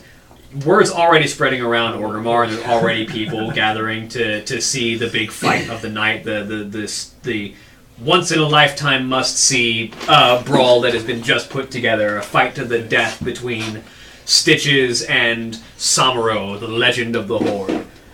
Would you have mentioned the name of... My master? Yeah. Is that something that you would have mentioned? So No. is it something that I would have known? No. Probably not? You Okay. might know who Samuro is, though. It might be a fight you want to see. I don't know if he's a fight watcher. I'm not really a fight watcher, Eh. so... Eh. But no, you definitely hear people shouting about this fight that's about to happen. Yeah. But no, I This wouldn't is have. something I've never different. mentioned that my master is Samuro. Okay. And in that. It definitely seems to be a big deal going around. Eh. Just means the other places of meditation are going to be a bit quieter. Yeah, actually, even a number of the shaman are going to see this fight because Samuro is a big name. And so you head down to the Cleft of Shadows to go speak with Gordul. Yes. and he's waiting for you in the usual spot. Well, I've heard some stirrings going on upstairs. Yes. We were able to take care of... What's his name? Rakash? Rakash. We were able to take care of Rakash very easily. Rakasli. There was an unfortunate mishap when he was flying. Ah, good. Good work. We gave him up. And He was let down. He was let down. He ran around and they heard him. Well, his wyvern ran around, and yes, it was definitely hurting.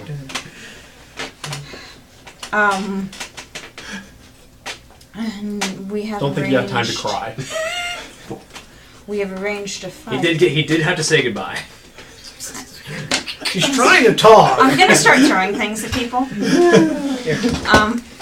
What? Just throw it? No, just shoot it. Oh, I mean, throwing It's is not, more it's effective. not loaded. I thought, oh, is it? Nope. I'm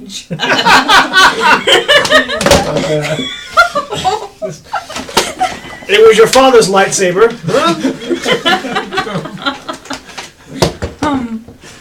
all right. We So have there's going to be a fight. we've arranged a fight between Stitches and what's his name again? Samuro. Samuro.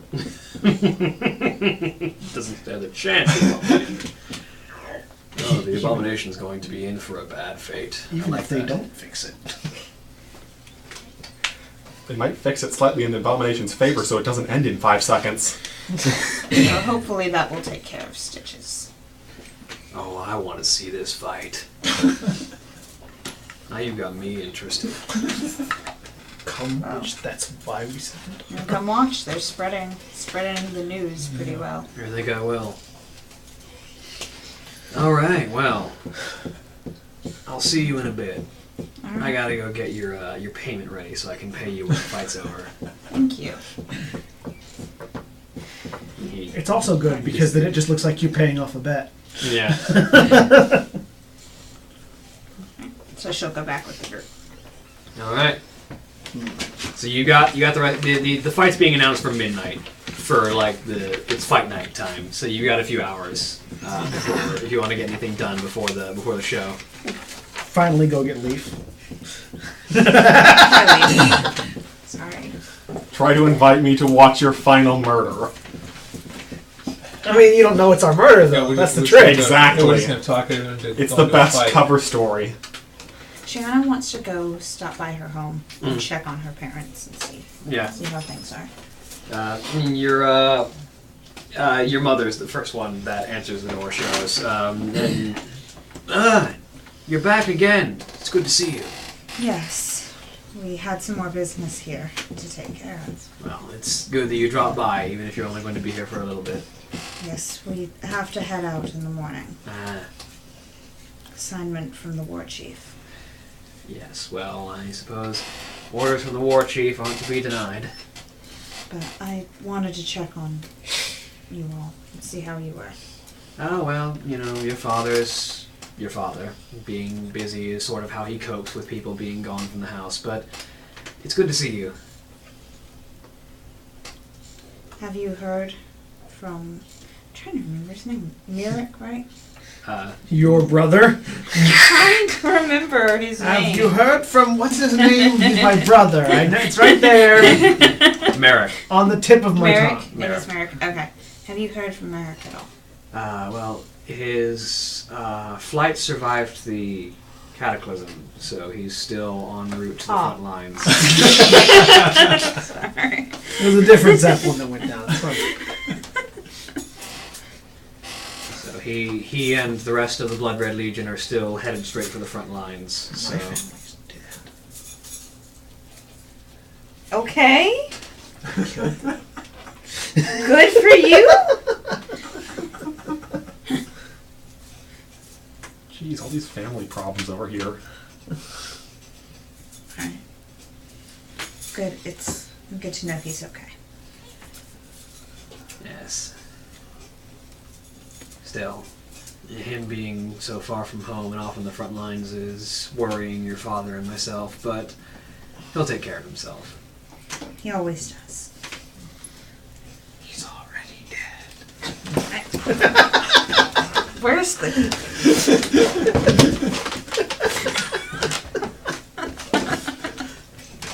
Firing uncontrollably in the air. Still, do you want to stay for dinner? Yes. But after that, I'll have to head out. Alright, well, I've got food cooking if you want to wait just a few minutes. I'll have something ready for you. Thank you. I hear there's this fight going down in the arena. Samuro's going to be fighting. So you stay, you have dinner, you have conversation, and you after you've had your food, you head back. Anyone else doing anything? I genuinely go gather leaf. Yeah, okay. So, eventually, Garrick finds you. Ironbinder, Yes. we've been enjoying your time. It's been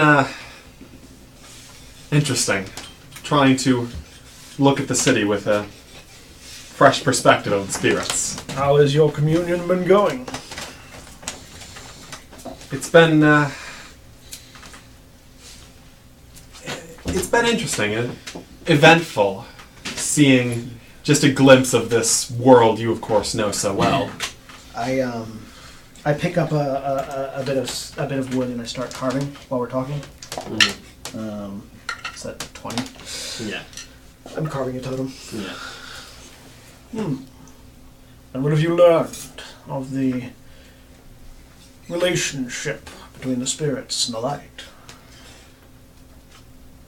It's something that I've been looking into. I've noticed that places of greater presence, greater importance to the spirits also seem of more importance to the light as well. They're all curious about the light. Whenever I channel the holy light, I feel the spirits of air. I feel their curiosity. Theirs more than the rest. The air are the most curious. They travel from place to place, seeking new lands, new sights, new sounds, new smells. They talk the easiest, most freely. The voice from your lungs is the spirit of the air. Then it would only seem natural that they are the first spirits that I've felt the most connection to. Good. I find that there is a division, not among the spirits or the elements, but of our kind's perspectives on the light, the spirits, the blood, the various places people draw power from. I like to imagine it's all more interconnected than we think, though. Yes. I'll finish carving the totem and hand it over. Here. I was just about to ask, what is the totem? It is basically it's a very plain totem right now. It's got an orc on one side and a human on the other, and nothing else. Take this. What?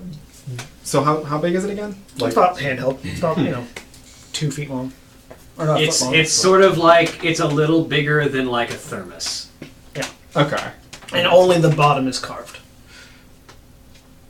Shamans use totems to represent the spirits, things that have no corporeal form. And I pull mine out, which is far more decorated. Yes. And it actually has representations of every horde race on it.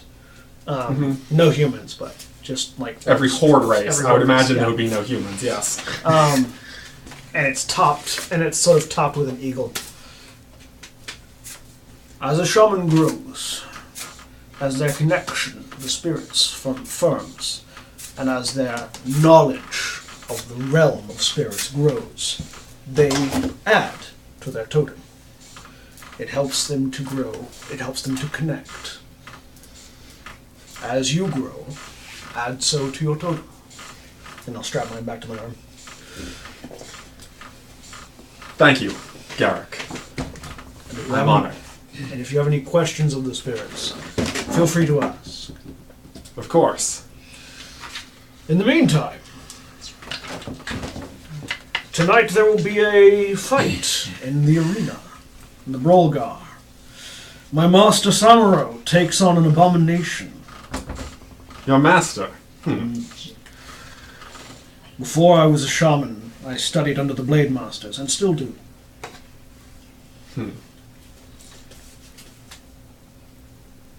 Could be an interesting fight to watch. It may provide you a bit more insight into at least one half of that totem. Of course.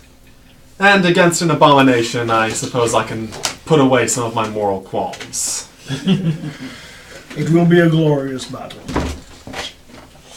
Lead the way. I have retrieved leaf. Anyone else have anything to do in the next couple of hours before midnight? Goblin walks into a bar. Yes? What you got? And What happens when that goblin walks into a bar? bang! Ouch. Actually, I walked under a bar. Just to see what's going on. Let's see who's... what kind of people are hanging around. You walk... You're looking to make some bets. Yeah, you walk into the Shattered Tusk, and there's a handful of people sitting around. There's people talking about the match later tonight. The bar matron is sort of serving that we drinks walk away as people from are having this conversations. With Josh just dragging a bag of money behind him. Or anything like that. Yeah, there's an orc having a conversation with like a Tor and a troll and a Forsaken. Sort of like they're all like playing a card, like they're all playing a dice game. They're all playing liar's dice. Okay. As they have their idle conversation. The orc's like, Samuro is going to show everyone what the might of the Horde really is. That Abomination's days are numbered. And the Forsaken's like, please. Abominations are siege machines. They're meant to break walls down. No single orc can take out one of them. And the Tauren is like... And the Tauren, I wouldn't be so sure. They say this Samuro is a legend among the orcs. They say he was instrumental in taking Theramore away from Dalen Proudmoore. And this conversation sort of going back and forth as they're all playing dice, and the Forsaken is like, 5 4s, and the orc's like, I call you a liar, and it's like they all lift cups, and there are 6 4s, and so it's like, he throws one of his dice away, and they go back to another round. Okay.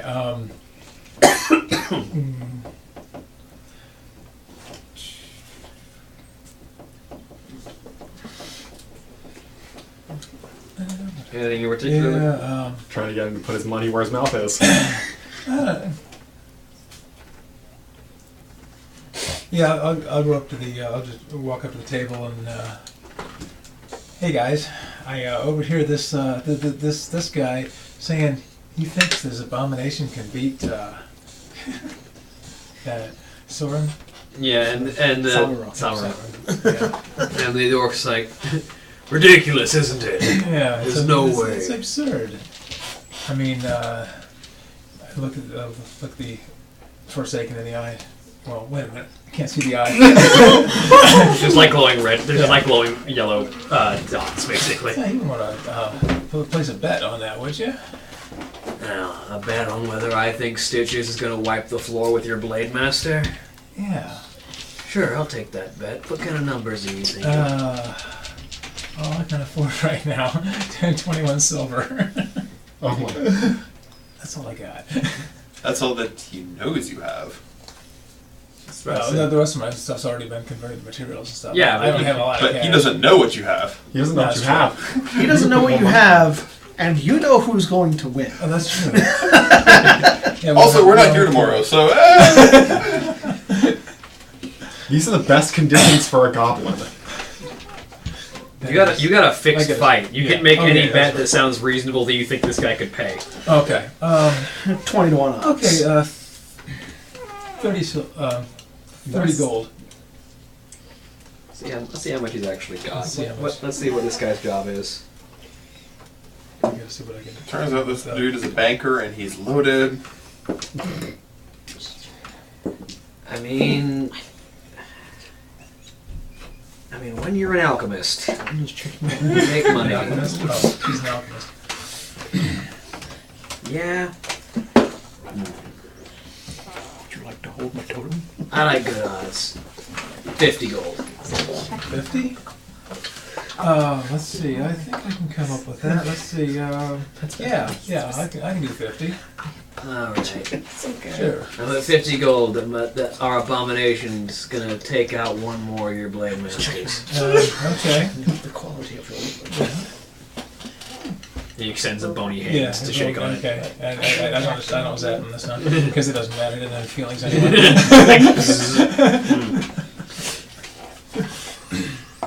Okay. Alright, so you make that bet, and several hours later, everyone's gathering at the Brawlgar Arena to witness this match. Except for the troll who went to bed at a reasonable time. Yeah. What? You know? I don't give a The shit. troll went to sleep. And so, the lights are going low. I get the good seats. Yeah. Everyone at, VIP. Yeah. Gordul has made sure that all of you that are coming have got good seats Yep. because, helping you guys out. Help me help you. Is Leaf with you? Yeah. Yeah, I guess. And he's got a totem. Where are you keeping it, I guess? Because you see, I basically keep mine wrapped to my bracer so that it's easy to pull off and use. But his bracer is probably the size of your torso. Yeah. My totem's also bigger than the totem I made for him, but I mean, for now, being a tinker priest means that I have lots of pouches lying around. So, I mean, just in a pouch somewhere until I can find a better place for it. So, Or like in a pouch at my side. as the time for the fight draws near and idle conversation starts, so slowly starts to die down as the lights dim. And then there's just like big spotlight on the main arena, and then the spotlight on the goblin woman that runs the arena, as she's sort of like hovering around the stands on a jetpack, as she sort of like flies around the arena, sort of announcing, "All right, everybody, tonight we have the fight of a lifetime. It's not every day we get to have a duel to the death, but you know who's coming back out? It's Stitches. You know what? I'm going to do away with most of these titles. You know who Stitches is. He's the mangler of men, and that's the last one you're going to get out of me. But you know the giant monstrosity of the Forsaken, Stitches. Weighing in at God knows too many pounds, but standing at 12 feet tall with 3 arms, 4 eyes, and 1 head. It's the abomination, Stitches! And the crowd goes wild as the massive hulking figure of this abomination with like sutures and staples across his body and massive lines of seams where flesh has been sewn or stitched together. And he stomps onto the battlefield with a heavy like shaking of the ground as and he just kind of looks at the crowd and just as the arms go up and the crowd starts to cheer. I sort of lean over to Garrick. He doesn't have a chance, does he? Who? Stitches? Nice. I nod. None at all. Good. Thank you. And his opponent, a first-time entry in the Brawlgar Arena, but I think most of you know his name. He's a legendary warrior among the orcs. They call him the Blade That Strikes Like Lightning. It's a long title, but I like it. They call him Samuro! And then there's just this sort of low chant that starts to go throughout the crowd among the orcs. Samuro! Samuro! And it sort of builds throughout the arena. And then there's just there's this low, like, woodwind instrument vibe that starts to play through the arena, sort of like sort of an oriental style of music. As he just kind of like barefoot just steps into the arena, his blade not even drawn, as he just has his banner flying behind his back, as he just kind of puts one hand and kind of strokes the long beard as he looks up at his opponent. and just kind of grins. All right, everybody. When Samuro smiles, death is close behind. All right, everybody. It's time to put your money where your mouth is, because it's time for the big fight. All right, combatants, get ready to start in 3, I put 10 gold on Samuro, 2, by the way, just because, why not? 1. And there's a bang noise, and immediately Stitches just charges forward, all 3 arms flailing with massive hooks and meat cleavers. One arm has like a chain that it tries to launch at Samuro as it brings the meat cleaver down in another motion, and similar to what you saw in the training exercise, just that economy of motion that Samuro is known for, as the hook flies towards his torso and he just takes a step forward as it passes over one shoulder, hand immediately going to the blade as the cleaver comes down, and in one swift motion as he draws, it cuts across the cleaver as it stops. There's a rain of sparks as it draws across, and then comes back down and severs the chain on the chain and hook. As he steps forward, the other hand from the abomination comes with this carved sickle that comes dashing in, and Samuro just steps inside the reach of both, and the arms just kind of cross behind him as he brings one blade up and slices across the torso. There's these metal grates that sort of hold in a lot of the abomination's guts, and it just severs 2 of them in one swipe. As the abomination just kind of, there's a spill of viscera as gore kind of falls out, and the smell is horrendous, but Samuro seems basically unfazed by it as he pushes back against the abomination, who is forced to take a step back to get like actually within a reasonable range to fight this smaller foe. And the fight carries on for a few moments of the abomination trying to strike, and Samuro just stepping aside from each of the blows and cutting down the offensive capabilities of this abomination, and just making a single strike here and there, just one across the arm, one across the legs, just these quick, decisive blows that ring out in individual motion. And then once again, there's this blur, and there's 4 Samuros again, similar to what you saw last time, and these mirror images that act in different motion as each of them just kind of takes up a position around Stitches, as he flails wildly with his 3 hands, but there are 4 Samuros. There's not even a chance. What kind of magic is he using there, or what is he using there? Make me a spirit check. Spirit check. 9. It's hard to tell, but there's something of the spirits about it. It's not a spell per se. He's not a spell caster, but it almost seems like spirits of air are just copying his motion and looking like him,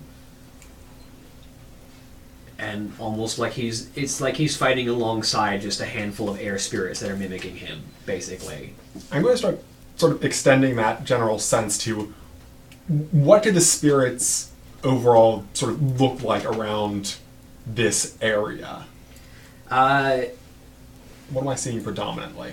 It's the spirits are watching almost like everything else, almost like everyone else is watching. There are spirits of earth beneath, spirits of fire in the torches, spirits of air swirling around the battlefield, spirits of water mostly on the periphery, and just there's this sensation around Samuro that almost seems like the spirits are following behind his every step, as he almost seems to be a channel. There's an old saying that you've heard before to describe the Burning Blade, to say that the Burning Blade is less a clan and more an elemental force of nature. And you're starting to see it with Samuro, as every strike is less a warrior fighting an opponent and more the elements channeling through a siphon. Mm-hmm. As you see air in his motion, and fire in the damage behind it, and earth in the way that he takes blows, and water in the way that he flows around combat. He is perhaps a conduit for the 4 elements in combat, and it's a mystifying thing to watch from the perspective of someone who can observe the spirits. As there reaches a point in the climax of this fight, after they've been going for what is almost a minute of combat, as Stitches does not seem to tire, and Samuro almost seems to have been toying with him, just sort of getting the crowd excited. And there reaches a point where there's a simultaneous, each of the 4 Samuros just kind of widen their stance and draw their blade up and bring it around and just hold it in front. And there's a flare as the entire length of this full blade is engulfed in fire. And then just slowly Samuro begins to build a twisting momentum as he takes one spin and then another and then another, and then it begins to build faster and faster until all 4 of these images are sort of a whirling storm of spinning steel and fire as the blade storm commences, as all 4 of these images are just spinning so incredibly fast that it's hard to track, and all you can see is the trail of the flaming blade as it almost forms a small tornado of fire around the orcs, around the images of the orcs that are spinning. And it just sort of closes, these 4 tornadoes that sort of spin around the abomination, and there's just 1,000 cuts being made as they hack around the outside. 1, 2, 3, 4 tornadoes just spinning and circling around, almost like if you've seen sort of storms on the sea where 4 different funnels will touch down and swirl around and slowly merge. This is almost what's happening as he is kind of... The swirling blade storms converge on Stitches, and then with 4 massive strikes in sort of a cross pattern that almost forms the shape of the orcish rune for death. Almost like he is striking that rune into this abomination. These 4 strikes just cut across, and there's a moment of silence, and the abomination just falls back onto the ground, unmoving. The other 3 images disappear as Samuro just brings his blade out to the side and the flames extinguish, and he sheaths his blade. As the cheer goes up and the crowd screams in an uproarious exclamation, like a large number of like throwing money and coin purses to the side as they realize they've lost this bet because the odds were stacked heavily in the favor of Stitches, and several of them, most of them orcs, cheering in excitement as they realize that they have won. I lean over to the rest of them. That's why I'm certain Mancrick's alive. I would. And this is as Samuro just kind of looks to the crowd, particularly at the group of you and Gordul, and notes and seems to spot his eyes linger on Gordul for a second. And he looks at the group of you, especially among the crowd, and bows to the crowd, and proceeds to turn and step off into the pits for the fighters. And then once again, the goblin is floating around on her jetpack again. Now, wasn't that a spectacular fight? You're never going to see another fight like that again, especially because Stitches ain't moving. I move out of my seat right away and look for this guy to make sure I know where he is. See if I can go collect. Yeah, and you like immediately disappear into the crowd, and you find your target, and he's surly about it, but he pays up. I mean, he gives you your 50 gold. Okay. You make an extra 50 gold. Yay. Well, let's go collect our winnings. And because I bet on the fight, I will sort of lead Leaf away so that Shiana and Gordul are alone. Yeah, so after... how much do I get? You make it was odds. It was 10 to 1 odds. You make 100 gold. Nice. Wait, wouldn't it be paying out the other way? No, it was 10 to 1 odds against. So every gold that you bet becomes 10 gold. Yeah. Yeah, if you were betting on Samuro. But I would think the goblins would want to make more money by having it go the other way. Yeah, because for every one person that is betting for Samuro, there are 10 people betting against. Yeah. So they pay out the people who bet on the underdog, because if the underdog wins, they get more money. More people bet on a sure thing than on the underdog. shot. Yeah. Yeah. So even if they're paying out 10 to 1 for him, there's 10 people that bet 10 gold in the against, and so it pays out in the favor of the house. Need to Basically, learn how to ring a fight better. Alright. like this is how betting odds work, and the house is still making a killing off of this because the an underdog win means that the vast majority of people who are betting just lost their money, and there's only a handful of people that they have to pay out. It also means going forward, there are going to be more people betting on more underdogs who are going to be losing. Yeah. So, ultimately, the house always wins. yep. And so, as the two of you head off to collect your winnings, Gordul sort of pulls a sack from underneath his seat and hands it to you quietly, and you open it up, and there is a grand total of 200 gold pieces. All right. And then he reaches underneath again and pulls out a small dagger. If we can figure out which way the thing is. Which is the way the thing is. He pulls out a small dagger and hands it to you. This looks like paper. It's a This paper dagger. It's a transforming dagger. is No, it's a this is paper a dagger for this is a stabbing magic paper. dagger that is attuned to a number of different beast potential abilities. It is enchanted to assume a different nature of the nature of a different beast each day. I think one of you will find some use out of this weapon on the front lines. I did that as a normal orc voice. That was not at all raspy like he was supposed to be. I think one of you will find some use out of this on the front lines. Thank you. And he kind of stands up and disappears into the crowd. All right.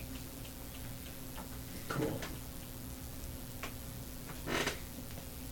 Well, Leaf, what did you think?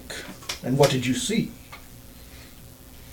I've sort of been busy just sort of looking over the arena and seeing how to, after the fight, all the spirits, I assume, began to sort of disperse. Yeah, basically. As it calms down, all the spirits just kind of like basically spread across the area and continue to. They calm down as well and just kind of. There's always a wake of spirits though around Samuro. Like he brings the spirits with him basically, because he seems to sort of act as a conduit for them almost. I can certainly see his power. And a lot of it is little to do with his blade work. That is a part of it. The blade communes with the spirits. Samuro showed me that there is a different path for orcs. In the Second War and in the First, we relied upon our rage, our inborn strength, and the influence of the demonic fury imparted upon us by Manaroth. I've seen plenty of it. Samuro fights without rage. He has passion, but not fury. Instead, the elements give him strength and his connection to the spirits, as does former war chief Thrall. That is why I'm a shaman, and why I study the blade. He's sort of absorbing all of it. I have seen much of what the orcish rage can do to its own kind, and I'd rather avoid it if possible. Yes. It's can certainly be destructive if misused. Well, we have duties to attend to in the morning. What time are we heading out? With the sun, I believe. Excellent. You were told to meet back at. You were given the instruction to meet back at Grommash Hold in the morning. Yep. With the sunrise. Best to get our rest then. Indeed. I will head off to the inn.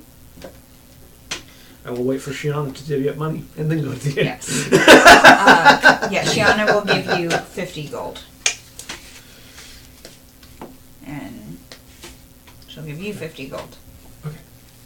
And the troll's asleep, isn't he? Yeah, the troll also doesn't really handle money. Yeah. She's gonna put 50 gold, a pouch with 50 gold next to him when he's asleep. Well, if He's he, just gonna eat it. It's not food, he's not gonna You eat might it. just want to hold on to gold Just for hang him whenever he on needs to it gold for him, something. 'cause, Yeah, she'll hold on to it then. Yeah. Just set 50 Just gold. buy Set 50 stuff. gold aside as the Jangatal fund. Actually, Alright. is there can I get a shield? How much are shields? How much is a good shield? I forgot. There's the equipment page in this book. And you can justify all of these earnings as just winning the bets. Yep. Of course. Let's see. Yeah, I'm gonna go spend 20 gold on a heavy steel shield. All right. You sure you want to get a steel shield? It's not for me. Yeah, you sure you want to pick a steel one? Oh, okay. Fine. What kind of shield would you like, Heavy wood. Jangatal? Well, actually, Well, given that he worked with a wooden one, Yeah, heavy wooden shield would probably be what you want to get. Sure, I'll get a heavy wooden shield then. Same thing, just cheaper. Yeah, I got a heavy wooden shield. Also, it can be set on fire, but that's something for Jangatal to worry about. Yeah, that's something for Jangatal to worry about, not me. Generally, the troll should avoid fire just overall, so... It's true, it does turn off his regeneration. So now it just turns off his defenses, too. Yeah. And then, in the morning when we gather together, I will just hold out the shield towards Jangatal.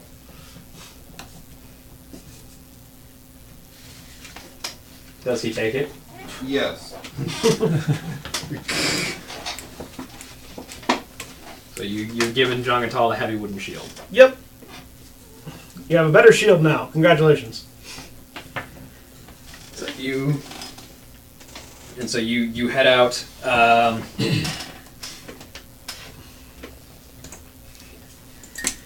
You head out to the Gramash hold. Yep. And so you are met there with Overlord Sarfang, who greets you all. Ah, it's good to see you're all back. I hope you had a good rest. Rest was good, especially after the fight last night. Yes, that was an impressive show. Heard it was an important fight for everyone in the city, he says, looking at Shiona. everybody knows but you.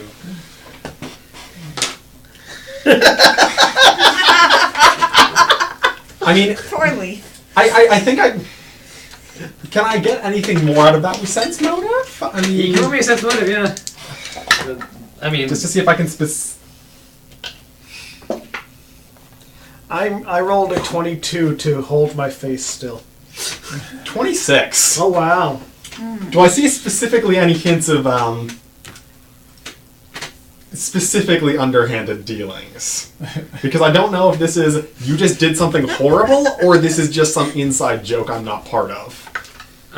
he carries it off with the air of an inside joke. Okay.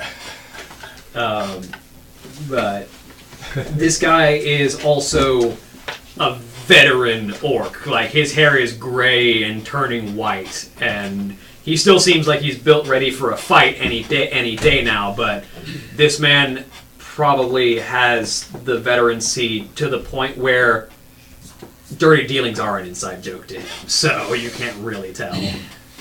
She just remains stone-faced. I shoot an inquisitive look.